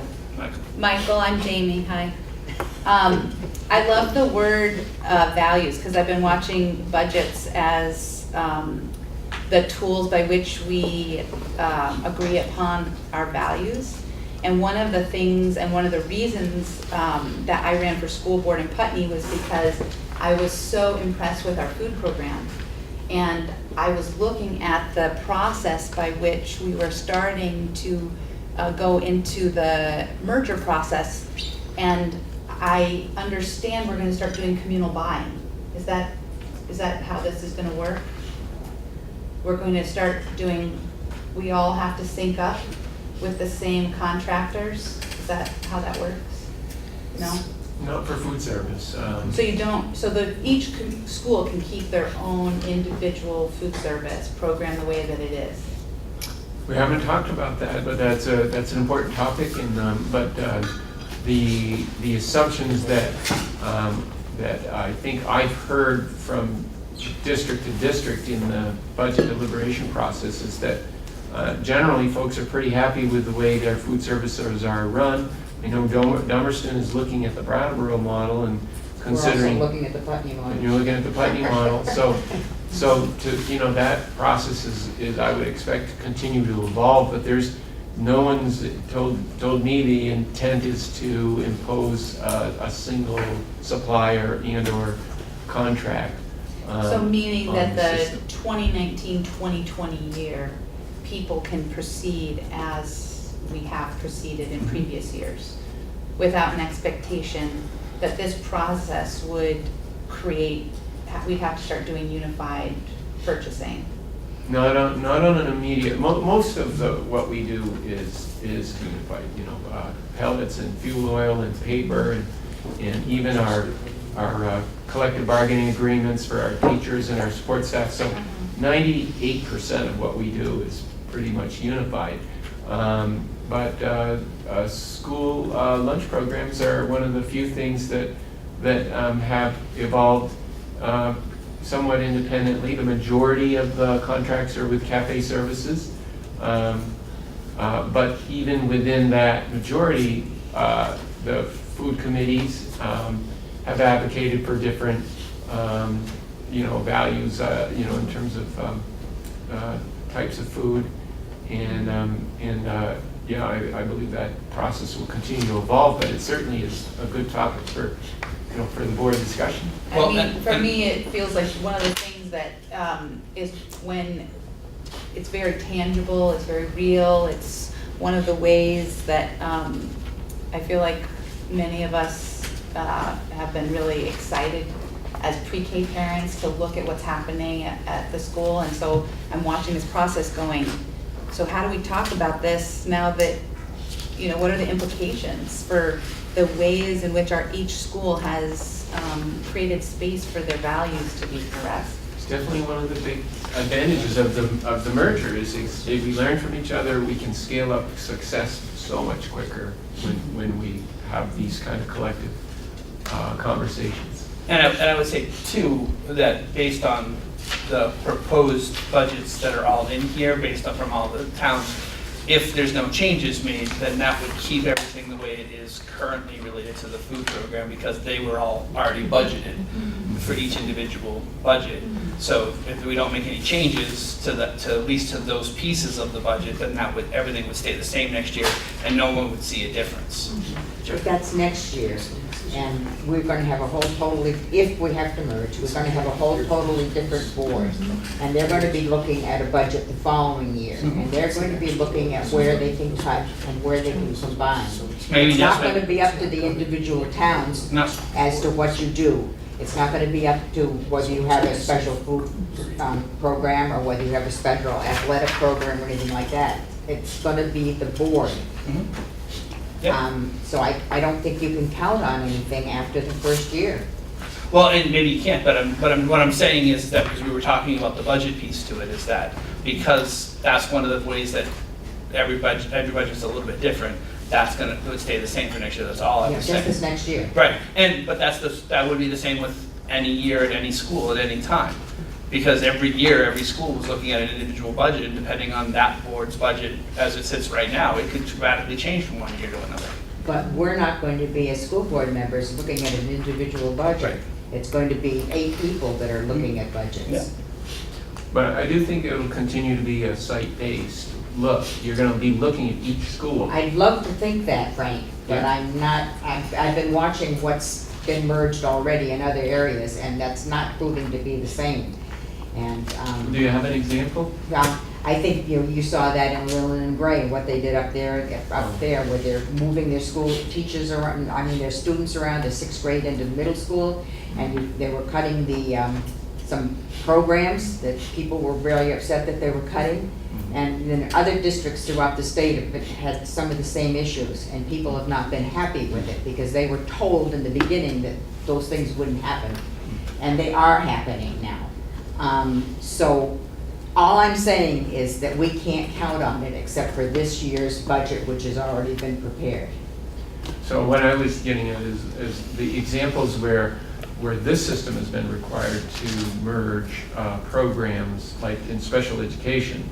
We continue to budget on a site-based level so that the finance committee members that are part of that overview process of the supervisory union budget is still school-based, even though it's a single budget. It's a $12 million budget at the supervisory union, but it's all derived on what's going on at Dummerston, what's going on at Oak Grove, what's going on in Guilford, So,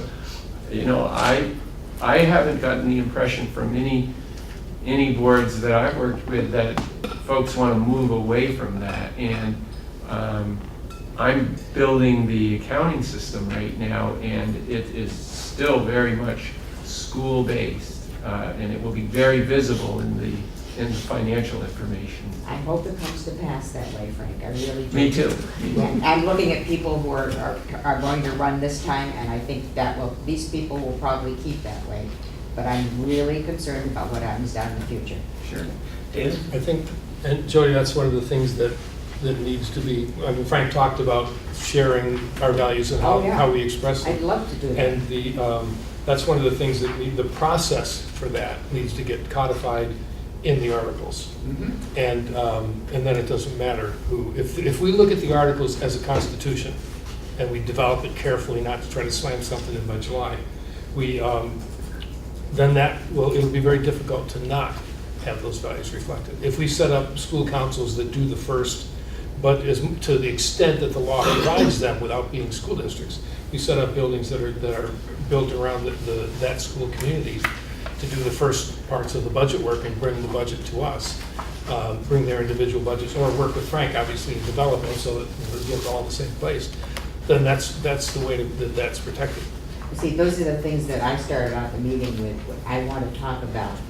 And I'm not sure that we shouldn't do it before July 1st, but I want to talk about what you value, what Guilford values. I know what Dummerston values. I don't know what the rest of you value. And I know a lot of it is similar. We're going to come up with similarities. But I think that's very, very important, these articles, and how we do it. So we're kind of going off the agenda here, but going to other things that we have on our agenda, so let's try to stay focused if we can. So is there anything specifically other than budget, related to the budget, that people have questions about or want to talk about? And I heard Emily's suggestion, and I think that if individual folks want to get together, I don't know, I'm not sure if we need to get together as a subcommittee or if each individual representatives, each individual board want to put together some sort of summary around the things that they did and then get those passed out for the next meeting. Kim? I like the idea of a committee, but I'm just concerned that when everything comes back here, that other people are going to have those same questions. And if we do it all at once, then all of the questions can be asked at the same Meaning time. that we're all together. Yeah. That sounds great. I love the But I idea, like- Ricky, yeah. of that we go back, because I would love to be able to take the institutional memory of the Putney School Board and create that one pager and then be able to present it at the future. And I think that might be a way to do a similar Okay, process. so is everybody committing to doing that for their individual board's budget, to creating as simplified as possible, but with as much detail as you can, a one-pager kind of summary as to how you got to the number you got to?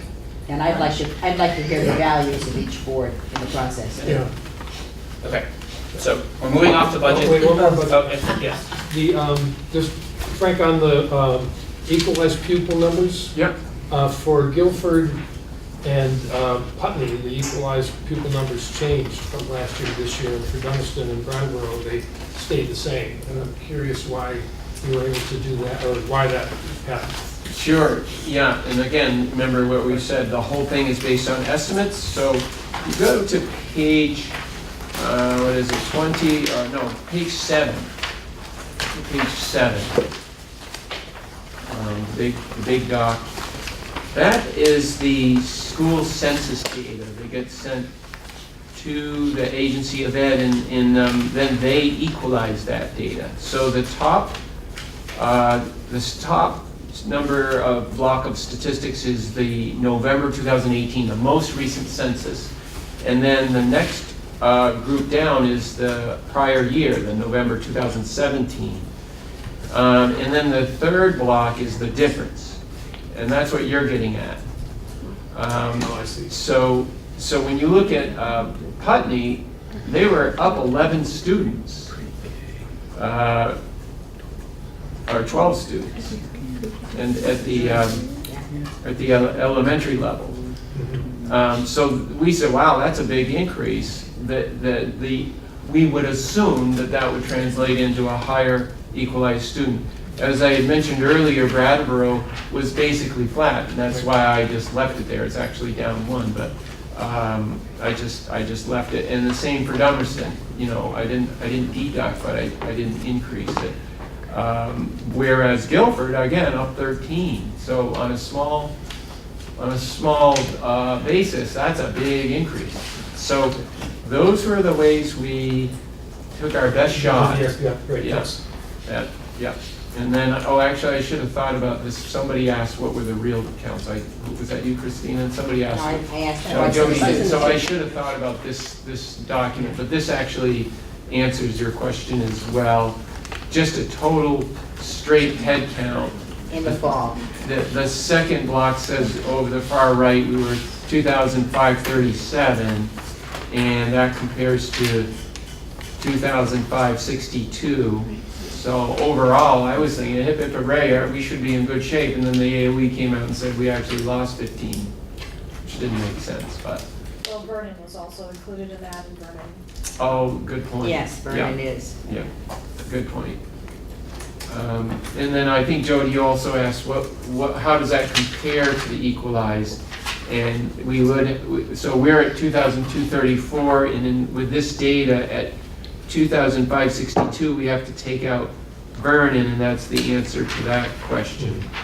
Vernon data is 343 kids, so if we take 2,562 minus 343 is the answer to that question. Is the answer to what? Your question is how close is 2,234 equalized to our actual kids, right? So the answer is so 2,562 minus the Vernon. 2219. Minus the 343 Vernon kids, yeah. So that is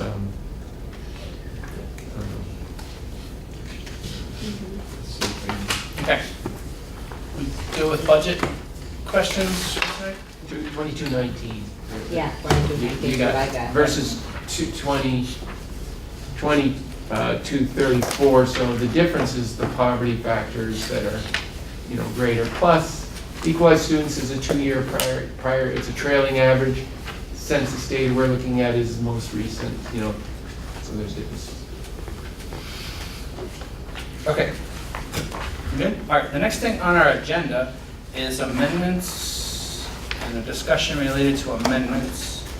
And I think everybody, I know it was passed out earlier, but also I know I got an email ahead of time with the articles of agreement that the AOE has told us that we're using. Yes? Do you have extra copies? Oh, I have so many. So this is the articles of agreement that we were given. So, and there's pages 11 through, I think, 13 of this document, of this 13-page document, tell us how to make amendments. statutorily, legally, what have you, how we make amendments to the articles. So this gives us some framework, but yes, Jody. I do believe where they say you can't amend, that there are reasons, ways to amend. And I would not like to just throw them out and not being able to talk about those issues, because some of those issues are the most important to a lot of us. Okay. Quick question, Yeah. if anybody knows. So a lot of these articles that we're looking at are time sensitive. And so does anybody know what the process is for, many of these expire within a few years. So how do we move this into a document that becomes forward thinking as well? Or is that just those sort of expire and then we're done with those articles? Mike, could you say that again, please? So the question is, a number of these articles are time sensitive. So, they were Article 2, it sort of defines what we do until 2021, but it has no bearing after that. So does that mean these articles are essentially void after that, or how does this become a forward? It means we can change it, make it go forward. Right. Up to your board. Right. The new formed board would be able to make those changes. But the transition board cannot. I think the transition board can. So the voters have to vote. The transition Yes. board can warn articles, but the voters have to vote. Right. And it depends either, in some cases, the voters of all towns combined, the combined merged district board votes. That's one set of changes that can be made in articles. In some cases, about school closure, every town would have to agree to change school closure. So that way, Dummerston couldn't vote to close Brattleboro in the next year against their will, because we have such a voting prowess. So.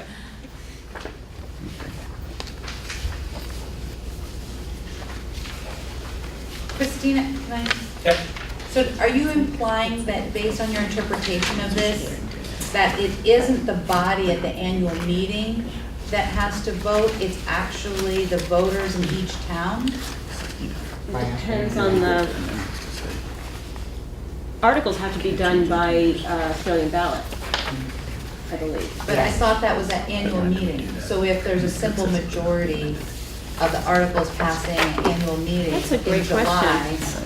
or in June, then the articles pass.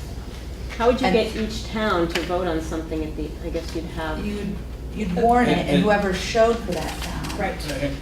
So it looks, if you look at page 11, 2, right in the middle of the page, the substance of the following articles can be amended only by a majority of the voters of the new union district present and voting at an annual or special meeting. So, in my mind, you warn what the articles are, the people that go to the meeting are the ones that vote.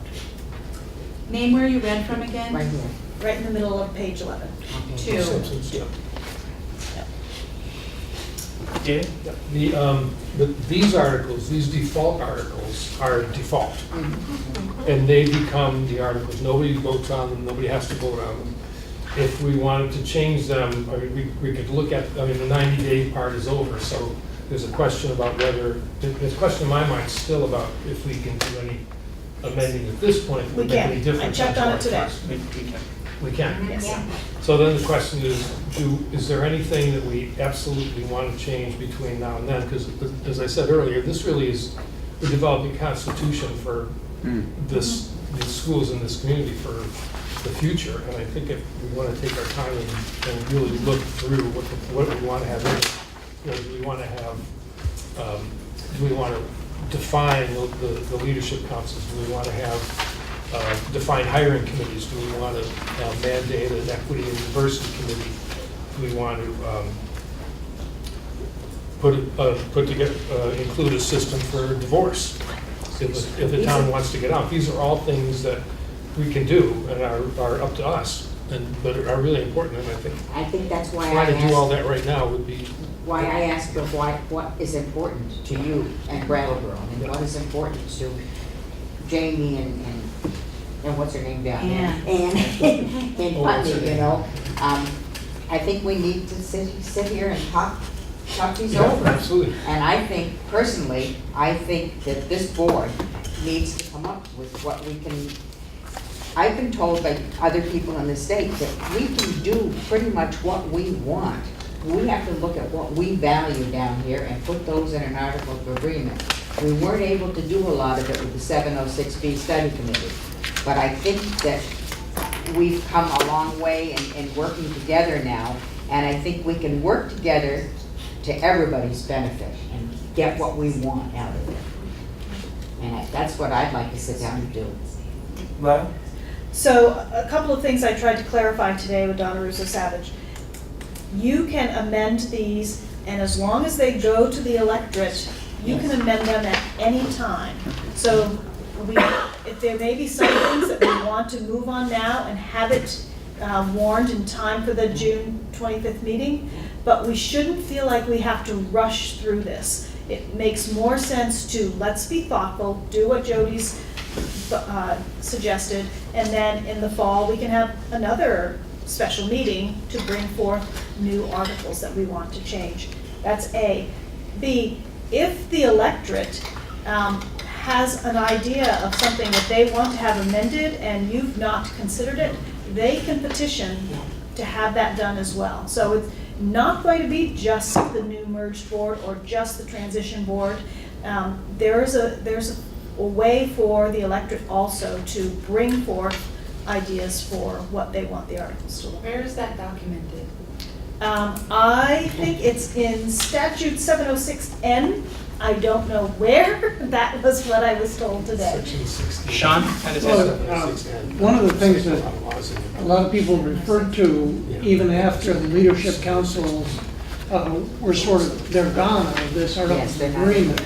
So that's one thing that I would think would be really important to try to get that back in. I'm not sure why they went away, but everybody is still referring to them as if they still exist in the Articles of Agreement. And as far as I can tell, they do not. Well, I missed what you okay, said. let's understand, Leadership council. these articles of agreement were given to us by the AOE. These are the default articles of agreement.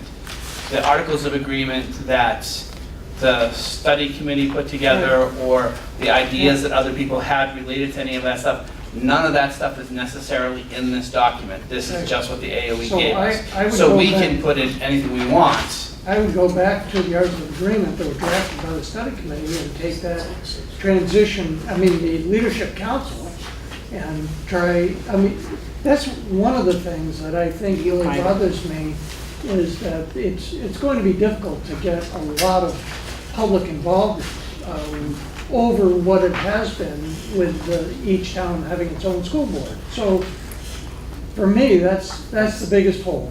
And if we could somehow fill that hole with a good, strong article for a leadership council, and, frankly, I think the one that was drawn up by the study committee was excellent. So, why couldn't we just take that and put it back in, and then the work's done for us? There's nothing that says we can't. No, you Yeah. can. We can totally do that, yeah. I would like it to have more teeth. Isn't there, Lyle just suggested that there wasn't a very tight timeline, but it's, It has to be voted on by the electorate. That's the bottom line, basically. so It at has to be at warned. the annual meeting Yeah, it could this be year, this if we year, have it could be in leadership March, councils, and we could literally lift it off the old Articles of Agreement and place it on this Euler sheet of Articles of Agreement, then we'd have the leadership councils back. Emily? We don't have to do it right away, and if we wanted to do it by June 25th, we should figure out the date that we need to warn those articles. Can- I would think that's the same as the budget. Yep. It's 30. It's May 22nd, is that what it was? Yep. So it's the same as when we have to have a proposed budget warned as well, so it's May 22nd. 5 weeks from now. Yep. So we have 5 weeks to finalize the budget and the articles that we want warned For the June annual 25th meeting. But no, I think what Lyle got clarified today that's important for us to remember is that we may not, between now and May 22nd, be able to jam everything we want into the Articles of Agreement, but it doesn't mean it can't go in later, it can't be warned later, it can't be added later, either from the new merged board or from what I've just heard from Lyle say, or from the floor.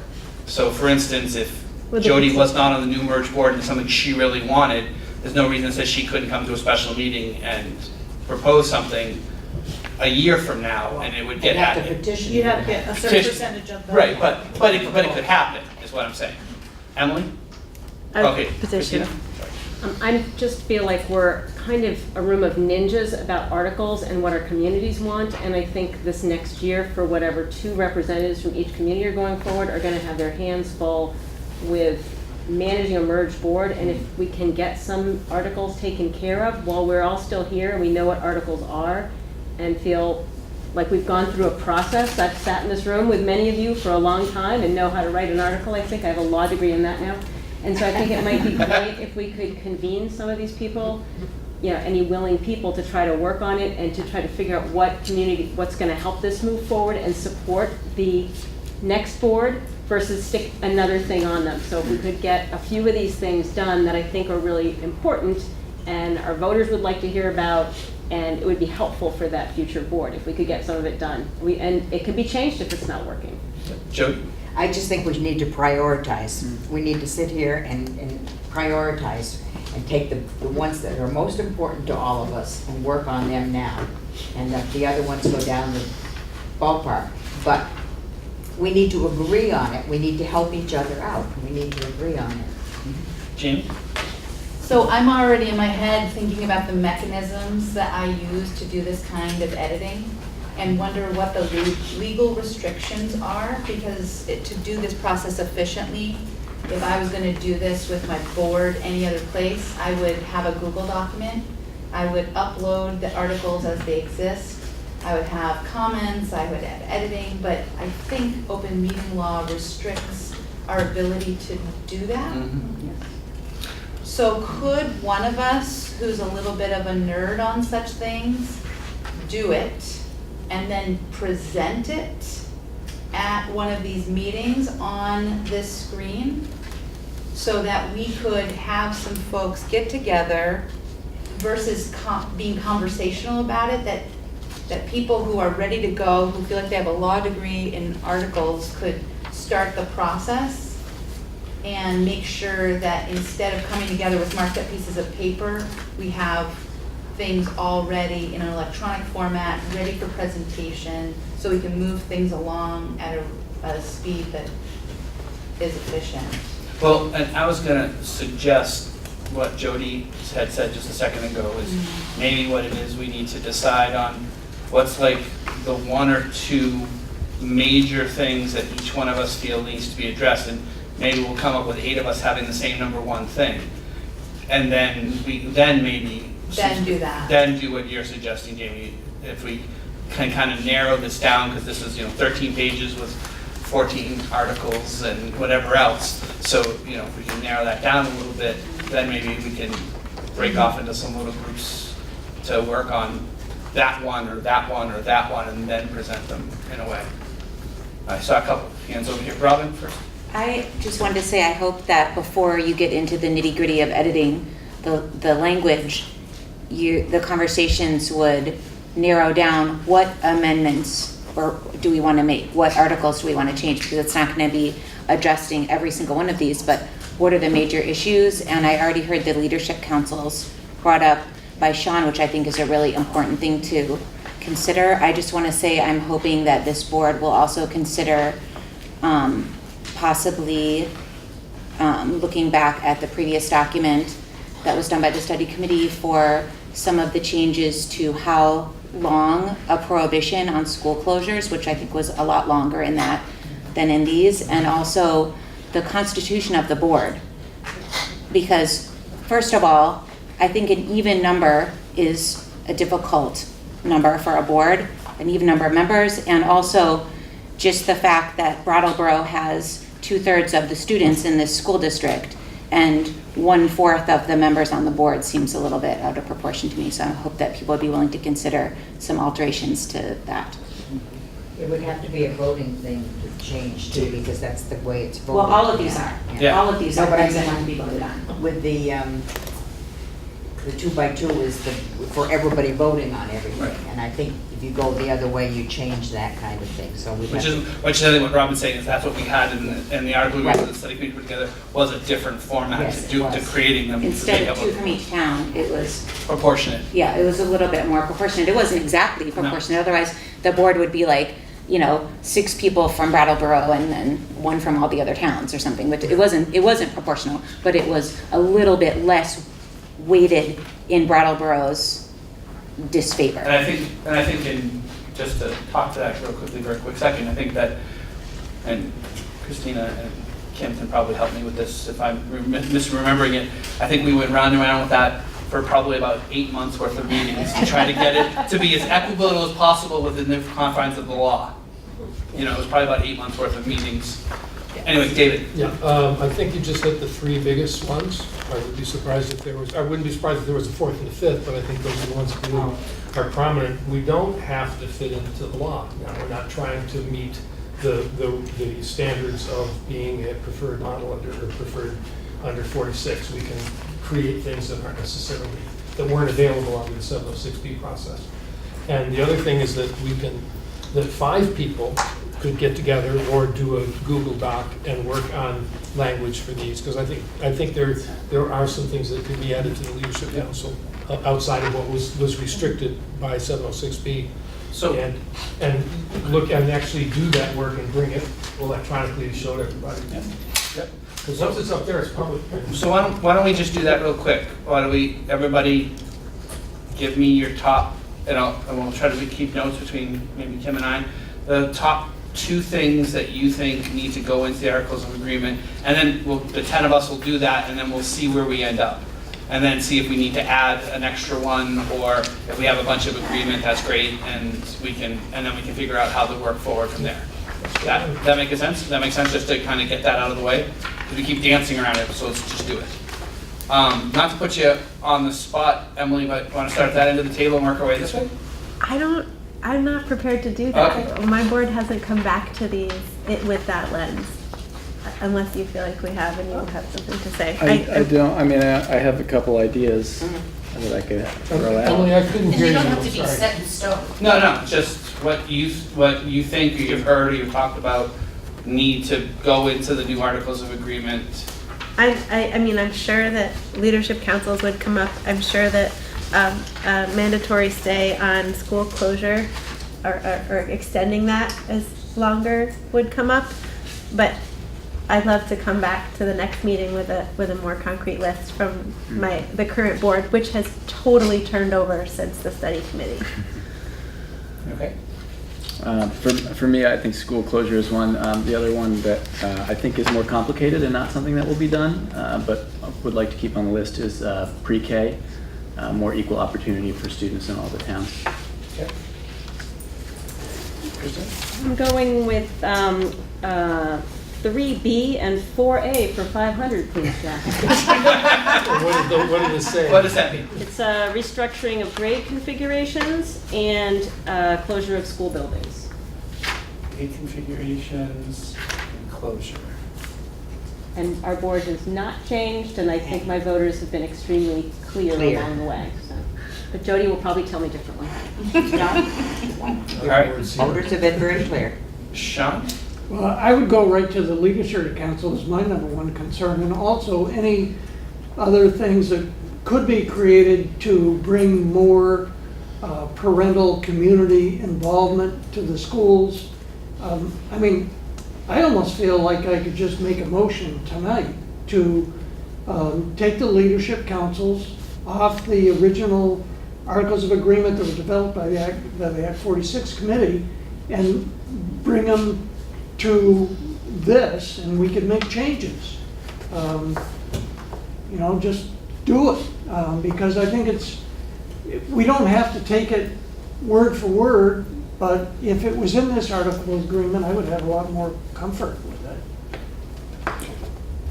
Joe? I'll make that motion.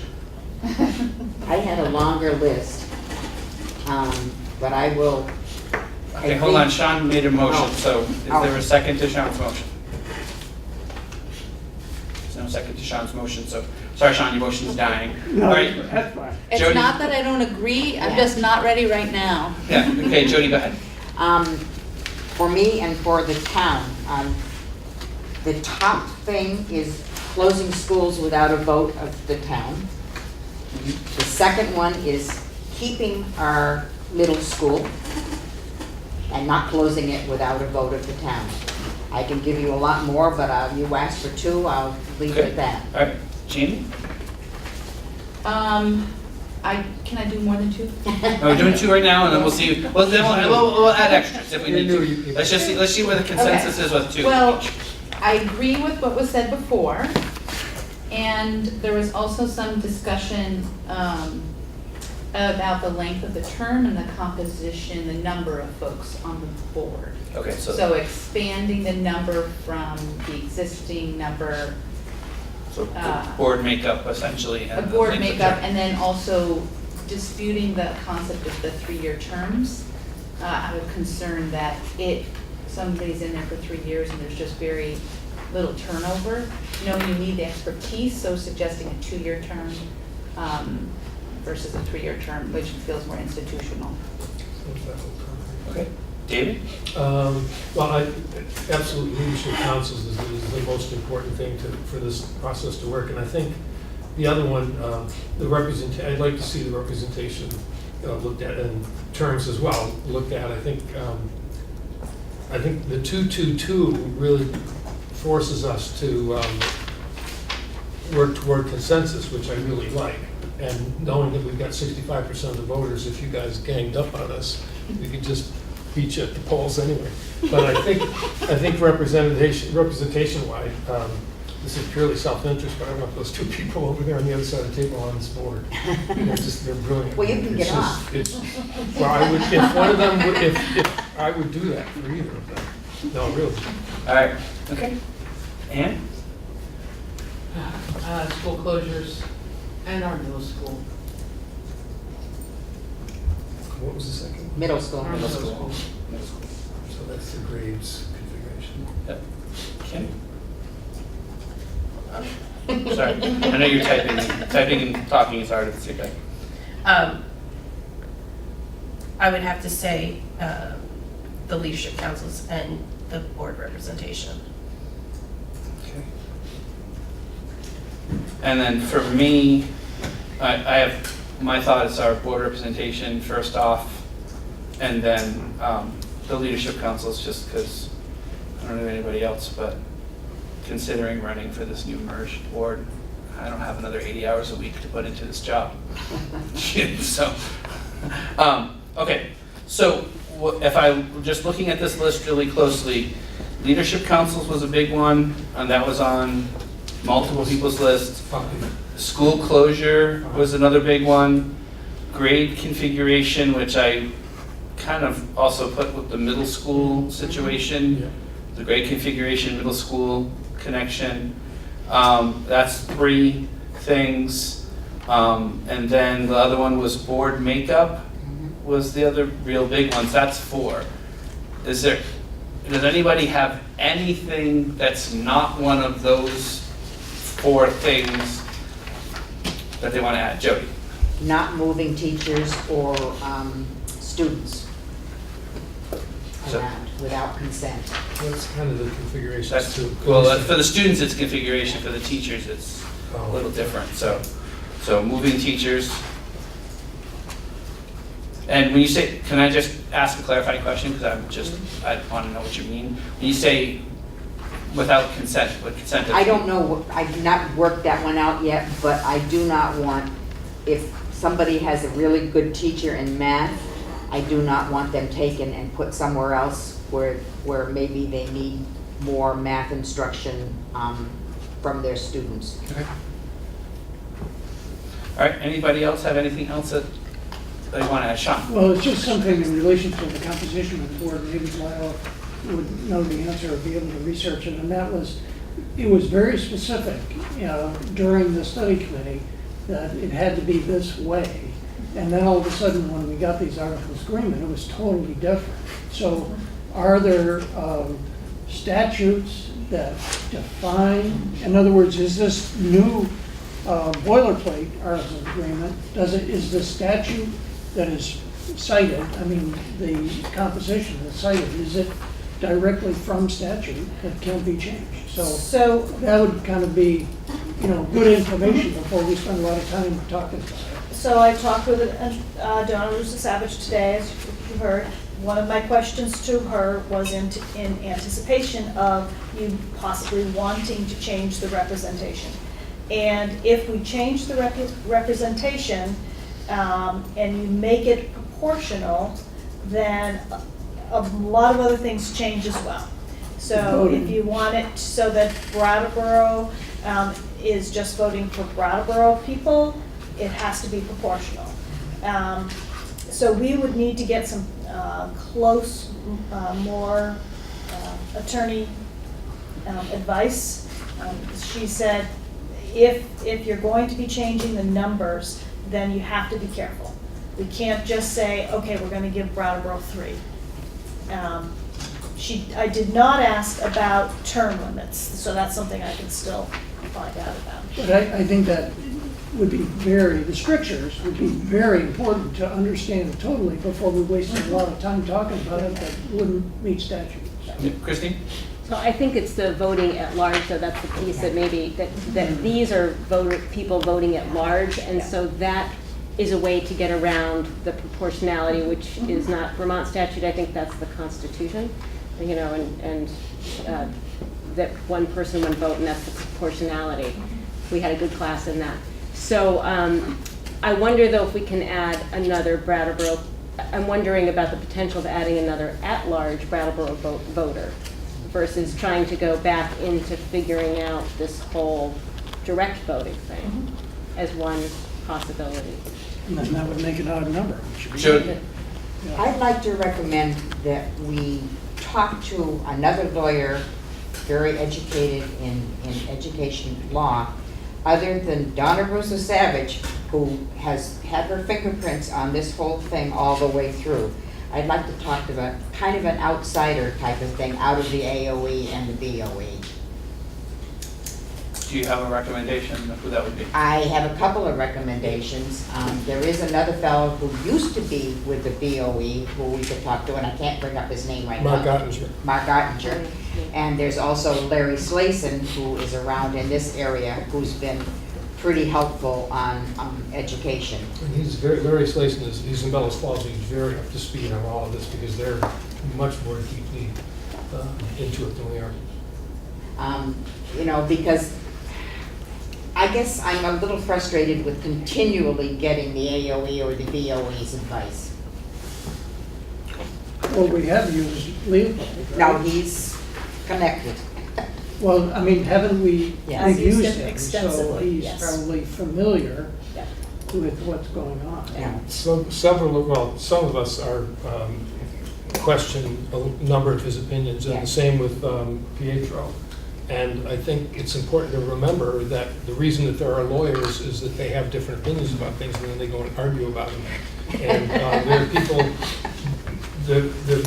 there are people that are going to represent us, and then there are people that are going to be more representing the agency or other interests, or have a different perspective or different allegiances.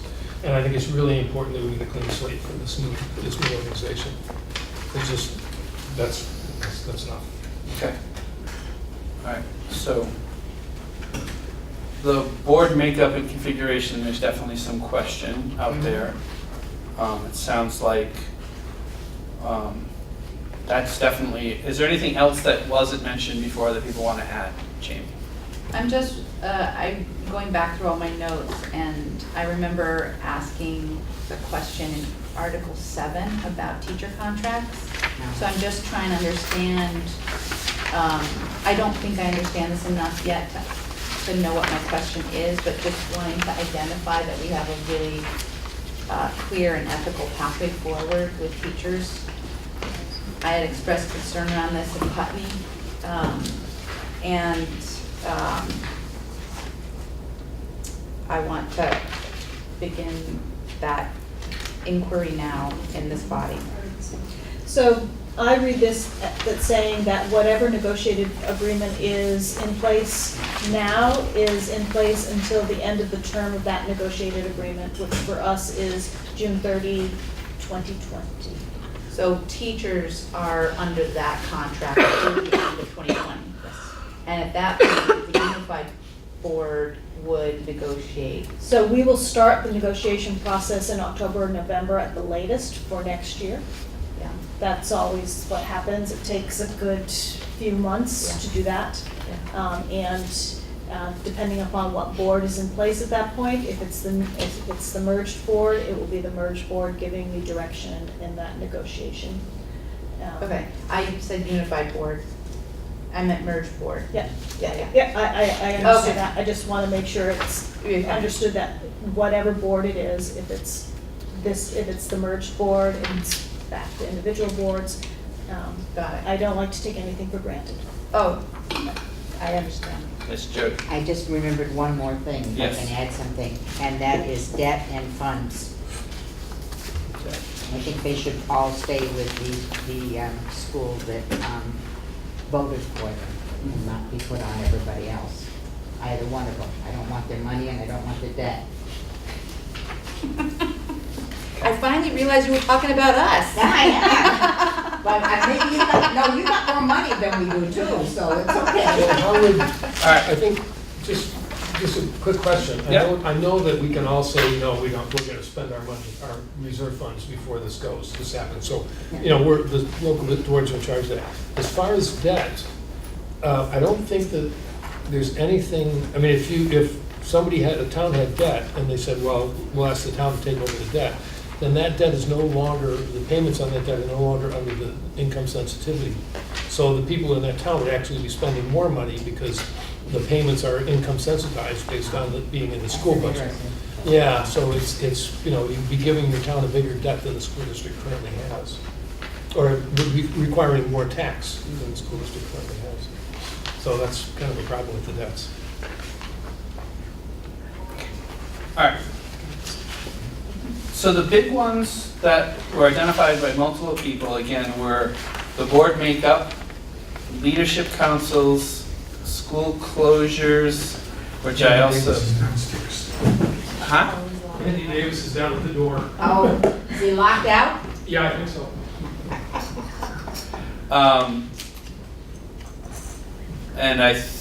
And then grade configurations, Yeah. including middle school. Very important to our town. Yeah, and it's important, it came a couple times, so that's right there. So,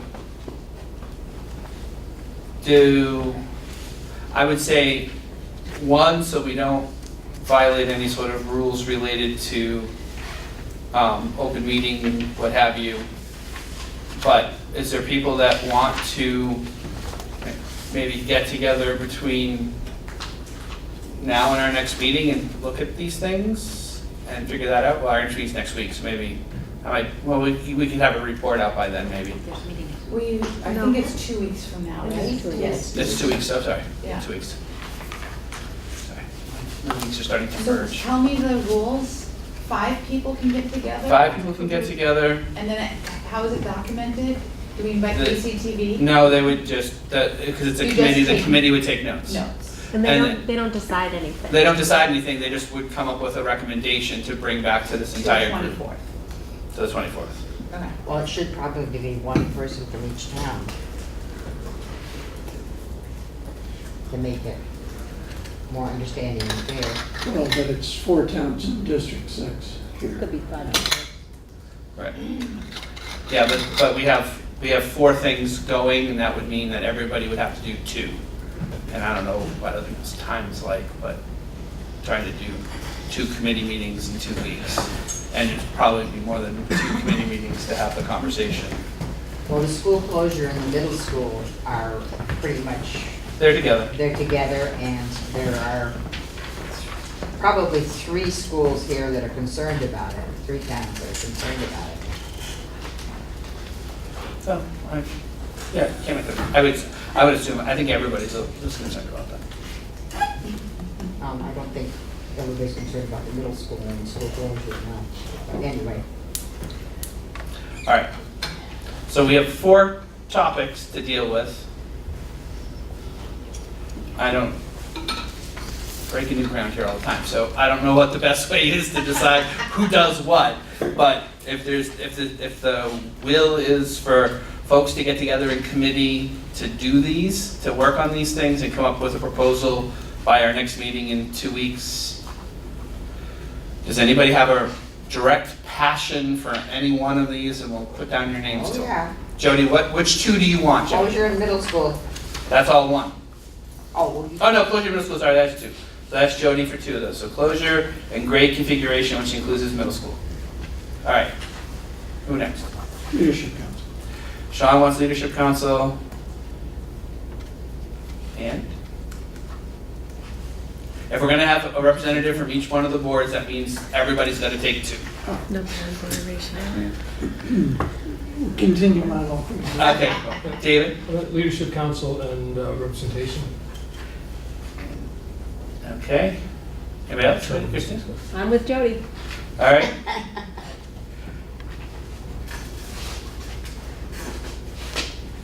Okay. Anybody else? That's the way it's gonna be for the whole next year.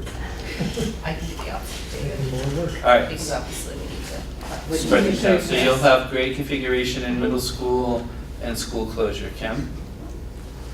All right. Kim, you're gonna take the closure and grade configuration too, okay? Yeah. I'm wondering if just making one subcommittee to work on all of these might be better.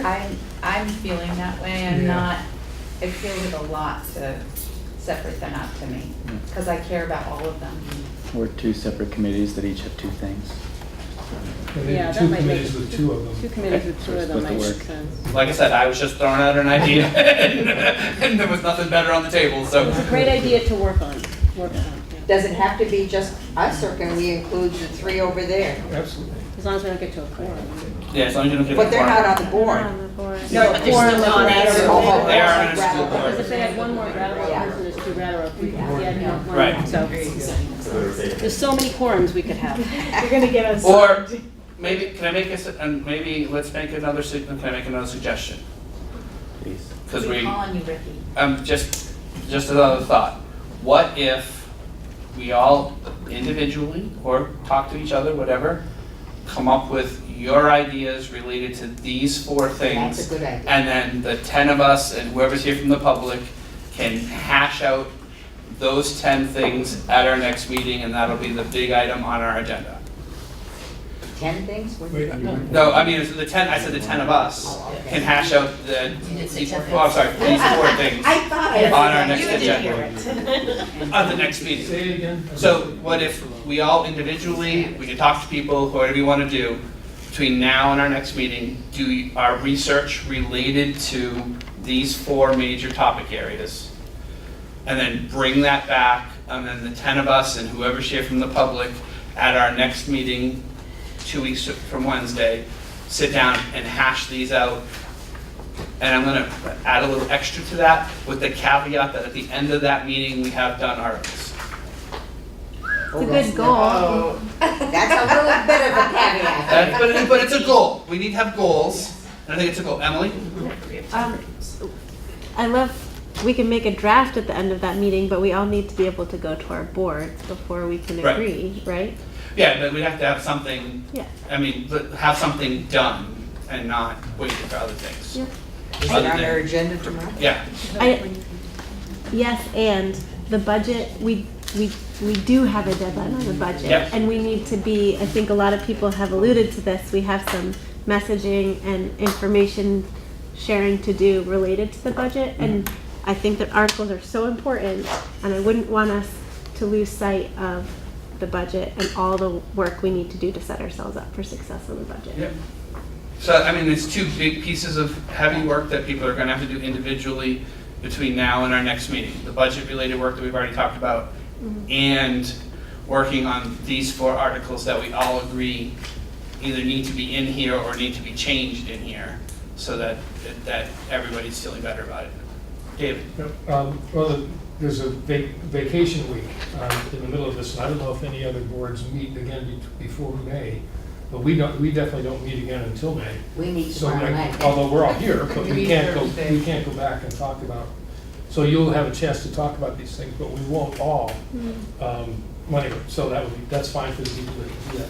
But the other thing is, I think if we don't have 3 or 4 people to sit down with each of these and go over the draft, this will be very hard to then to come up with language at the end if you don't have a draft to start with. Well, we can start, and like he said, you know, he's like the leadership council that we had before. You start with that. You start with that. So they've already got something to start with. We've already got something to start with. Yeah, Jane? So, I know that we're gonna have a chance as a board in Putney to talk. A couple others will. It sounds like Brattleboro won't. But we're all here. Okay, so I think that, I really wanna do some of this work collectively back with our boards. So the other thing that I'm really curious about is the mechanism by how we do what you talked about. And I feel like one of the things I wanted to reiterate is just if there is a way that we can have that language electronically, and have it ready to be, like, I don't know I'm still understanding what the open meeting laws are, but if someone could email that, I could have my computer here, we could put it up, and we could look at it and edit it in the moment, like if that's part of how things are done, so that we just kinda keep things moving. We can all see it, we're working off the same copy. We've done that in Putney. Yeah, we can do that. I'm not sure how, you mean language for each of these 4 things? Meaning that if there's language that we want to jump off of, that it's already ready to go, upload it, and we're like, this is what so-and-so wants to recommend for Article 3A, and there's the language, and then people say, actually, I want this, this, and this, and then I can go ahead and just edit it in the moment. That's kind of what I'm asking. Emily? Back to David's point about Brattleboro meeting, since this is a new homework assignment that we're giving ourselves, wouldn't that be a reason to call an emergency meeting? It's only April 8th, and you're not meeting again until May. Right. So you Well, could we're call, gonna meet maybe you could call a meeting. Yeah, absolutely. We're gonna meet on the 24th. Thanks, that's a great idea. Well, also too, I mean, The principal's No, going with the emergency. also too, Emily kind of amended my goal plan of us walking out of that meeting with a draft that maybe we would take back to our board, because we're gonna edit everybody, you know, you can come up with a great idea, and it gets edited in this room, or in the room that we're in Dummerston, and then it gets changed, you know, and then you have to take it back to your board. You don't want to take it back to your board anyway for some input, potentially. Yes, because But I think it'd be very good to do it with your board, because then you kind of know where your board's breaking point is, Yeah. and people are bringing different viewpoints to the board, hopefully, you know, if you have a good enough board, so it'd be a really good exercise to do it first with the board and then bring it back to the boards, whatever we do. I'm not sure how we could get to having 10 people's things on something ready to go, 10 people's individual work. I think if it was committee work, it makes more sense, this is our jumping off point, and everybody think about it, but I don't, 10 people's things to go through is kind of tricky. And then my original question was, since there's board representation legality questions, I'm wondering how we could maybe get a little bit of time spent with some attorney who might be very good at speaking, just so we can review some of the possibilities. But I guess we would do that maybe after people come and bring their ideas. But I think they need to look at it when we. yeah, I think whatever draft we come up with related to that, then we would want to send it to legal minds to make sure that we're not, that we're. Well, I suggested that it's done the other way around. We find out what's legal and then discuss it. Otherwise, could be chasing our tails. Yeah. Well, there are so many things that are legal that it's more, well, I Yeah, guess but it's, what, 6 it months? sort of has a lot of history because of what we tried to do with the you know, the Act 46 study committee and what was then dictated. We should That's go, because we of should this- go towards what is allowed, I would say. The 706B study committee had really structured parameters. I think we're kind of out of that now. So we got to look at what's best for our towns and our kids. Jody? I just want you to reiterate the 4 that we're going to be talking about. I think I've got them, but I just want you to reiterate it. What I have is, based on what people thought were important, was leadership councils, school closure, grade configuration / middle school, and then board makeup. Yeah, okay, so Did you email all, everybody that? Yep. Those are the 4 areas that we want to address. Rob, did I see you hand up? I just wanted to ask Lyle if you have any more detail on what Donna Russo-Savage said about what might possibly be the limitations of the changes to the board structure. It will depend on what we decide to do, whether or not we vote by town. And if we're voting by town, it would have to be, our members would have to be proportional. So if we decide that Dummerston's going to vote for Dummerston, Putney's going to vote for Putney, Brattleboro's going to vote for Brattleboro, we have to ensure that it's proportional Exactly to the population of the towns? to the population. And if currently it is not, it's everyone votes for everyone, are there any limitations to that, or does that have to be the 2 and 2 and 2? That's 2 and 2 and 2, but that, I don't know if we could change it so it's 2 and 2 and 2 and 3. I would feel like whatever it is we want to do, I would want to make sure that we're legal in it. Sean? But that's extremely time sensitive because the petitions are due next Monday. Well, And this that would be was- for the future. Yeah, and that was the other thing that Donna Good said. point. She asked, how will this impact elections? And I said, I'm assuming what you're talking about is in the future, but I did not know. I think, I was trying to find where is the language for if we, we're gonna do this election, clearly, and we're gonna have 8 people. And if we change if we voted to change them on the election day, we couldn't then have another election, so would the same process that's in place now, where a school board, if there's a vacancy, the school board appoints somebody until the next election? And I don't know if that would apply in this case or not. I can't imagine that would. That's how select boards do it too. Well, and so if I could if we say- added a couple people, we could appoint them. Well, and a number of years ago, the BUHS board, when I first got appointed to the BUHS board, it was actually 17 members. When Sean and I first got onto that board, it was 17 members. And there was an election during March, during town meeting day for an election and people were running for the board, and I had to rerun for the seat because I was appointed for somebody that needed to leave for medical reasons. So I got appointed into that seat, but on that same ballot was the question, should we shrink the size of this board from 17 members to 9 members? And that passed, and then we had to have a special election to elect those 9 members, and that's what we did. So it could be a situation like that. Sorry, Sean. This may be a little bit off tangent, but I would like to say it anyway. The change of the name, I watched that whole thing on BCTV, and then I thought, it's really in some ways, the union was used in conjunction with the formation of the high school in the 1950s. So, as a director of BUHS board, I believe they have consistently advocated for the awareness that BUHS is a creation and a commitment of 5 towns, and now with the exit of Vernon is 4 towns. The word union accurately expresses the investment that has been made. It could be said that union was rejected despite the fact that it represents a viable and important history.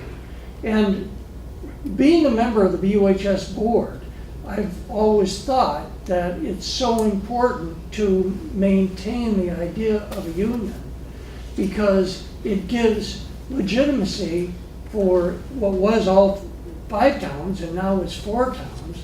And without that, somebody used the word unified, that's gone, that's out of the name. So I think union is pretty important, especially since we have a union high school. And that was another thing, the reason I brought that up in addition to what I just said, is that the proportionality doesn't include the high school specifically. So I was wondering whether somehow you can increase the board size by having a representative from what was District 6 to the, I'll say it, Unified Union Board. These are all great questions that somebody with legal mind might have an answer to. So does it make sense that we would have a lawyer available at our next meeting to be present and give ideas or feedback to some of the discussions? I think I wouldn't hire a lawyer. No, I think maybe what we should do is come up with our thoughts, ideas, and opinions, and then run them past an attorney after the fact, the draft, what we want to put into the proposal, and then see, and then they'll make a legal recommendation that we may need to tweak it in a particular way to make it legal, but to let them get the idea of what we're looking for. Because I think you're right, we could ask the lawyers what's legal, and they could give us a Chinese menu of options, and we don't know whether or not we want chicken or not, you know. And so I think we need to come up with what we want, and then see if we can make that fit into a legal framework. All right. Yes, Jody. Well, maybe this isn't important at this point, but is there something we could do and keep the 2, 2, and 2, or whatever it is, but put something in the articles that would, weight Brattleboro a little, give them a little bit more weight in it, without giving them a different extra members? I remember back during the study committee conversation, that question came up, and we had a conversation about that, and I don't rightly remember. Well, it got so complicated with the tallying of the votes. Right, because what it would mean is that, for instance, if this was the unified board, and it was, if I remember correctly, and people that were there, please help me if I get this wrong, and if Brattleboro's votes were weighted differently than everybody else's, and we voted, my vote, because I'm from Brattleboro, would count for like one and a quarter votes, and Kim's would count for 1 1/4 votes, but Ann would only count as 1 vote. And so whoever's tallying the votes would have to do math at every single vote to verify the weighting. That's the way I understood. Well, Right? with Remember 8 it? members, that's not very difficult to do that math. No, but it's not, I said 1 1/4 as an example, but it was much more complicated than that because it was based on proportionality and the population. So it's like, it wouldn't be 1 1/4, but it might be 1.375 for each one. And I think some towns, at least one town had less than 1 vote. Right, and then, but because if we did the weighting thing, it meant that because of the population, one town got less than a vote. So then that person's vote would count as less than a vote. It was just an idea Yeah. that maybe. No, I'm just saying we We could put it in looked the at articles or something that Yeah. did give Brattleboro a little more clout, but not an overwhelming clout. Dan? Yeah, I'm glad you brought that up, because there actually is a municipal law includes that. The Waste Management District, which is a municipality made up of all of these surrounding towns, Brattleboro had 6 votes, Westminster had 2, and all the other towns, including Little Winhall and Somerset, which has like 4 people, they all had 1. And so we could do it that way, so we could put that into the pot. In order to keep the number of people in the room down to a more manageable level, but to make it work out. But that's one of the things we can consider. But look what Brattleboro did, they closed it, and messed us all up. Not that I didn't try to avoid that. Okay, Jamie, sorry. Kicked off the board for that. I would like, at this hour, to propose a path forward so we can have these discussions and make decisions at a future meeting so that we can depart now. Well, I think we've kind of done that, right? We have a plan for our next meeting. We have 2 big homework assignments that we're gonna work on. They are. To work on the budget summary piece, and then your thoughts, ideas, opinions about these 4 article items, and talk to your board, talk to your neighbors, talk to whoever you want to talk to around that, and then come to our next meeting 2 weeks from Wednesday in Dummerston with some proposals. We do have 3 other agenda items that we added to our agenda that I want to make sure that before we adjourn, I see people, I get your desire to go, but, so the first one that was added was from David, and it was to forward all AOE documents to board members. And I think that's just a request more than a... Yeah, just for clarification, the relationship the Agency of Education has is with the school districts.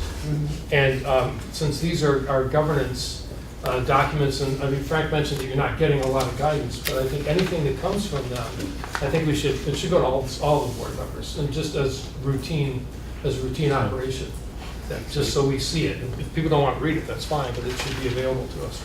So that's the only, and that's just, yeah. Just a request to Lyle and Frank, and you all will just share those things with us, and then people can do Yeah, what and they send them want. the chairs and we can sign them up. Okay. And then the next thing was warrant and accounting process for transition and initial boards. Was that part of the discussion we had during? We talked about it at that meeting, but we didn't decide anything about whether to do it. Starting in November 28th, we started having expenses related to this. And I just would like to see them all on one piece of paper or in one format, so we're able to see exactly what it is. I knew you had that, I heard that today. You know how many times that's happened in my 10 years on the board? It's like, gee, I wish we could in here. It's always He's got it. I have it. Would you like me to, how would you like it? in the email. In the email? Okay. Can you send it to all of us? Sure. Absolutely. Excellent, thank you. That's great, Lyle. Thank you, Yeah, I was Lyle. down in your office this afternoon, I heard about that. And then the last thing was Jody's request related to having conversations about What people were What people interested in, which we've interested kind of done. We've kind of done some of that, and I think we'll do more of that next time, so if you're okay with us Yeah, no, I think. not it's having that great. conversation I at think this it's hour. great. And I think we've done a little bit of that tonight, and I think when we start talking about specifics related to the articles of agreement, stuff like that, we're gonna get a real sense of what Dummerston really thinks is important versus what Guilford or Putney or Brattleboro or whatever. And I really like Michael's comment about value. Yeah. I think that's very important as to what your town and school values. You know, we've gotten so we know each other a little bit, but we don't know each other really well yet. So You'll get to know us very well. we'll get to know each other. Okay. Thank you. All right, so is there anything else that we need to discuss tonight? Yes, Jane. I wondered if I could get one email from maybe you, Lyle, or I don't know how this works, with this document in it. Oh, yeah, I can do that. I'd like to forward it to our board. You don't want to scan it. Yeah, right. Actually, yeah, And- maybe we could all get it. And Yeah, how- right. They haven't gotten it, right? No, I just did it this afternoon. And then I already have an email with these two documents, and I believe the articles of agreement. And I also wondered if an email could come with the articles of agreement That went to the that school board. went to the voters. The study committee? Yeah. The study committee articles in the same email that this comes in, if it can handle the size of the. Yeah. They're all text. And that's a great idea, because the language when you talk about, Sean, is in, that's where it is, so Yeah. everybody can see exactly what those. So that was what the voters rejected, but, But still, it's got. yeah, so I just. Well, they didn't vote, well, that's a Yeah. conversation. That's a whole other conversation. Yes. All right, I anything move we else? adjourn. As a mover, we adjourn, is there a second? Second. Moved and seconded, all in favor? Aye. Aye, we are adjourned, and I will take your name tag back, because that's part of my job. Can we give us a date?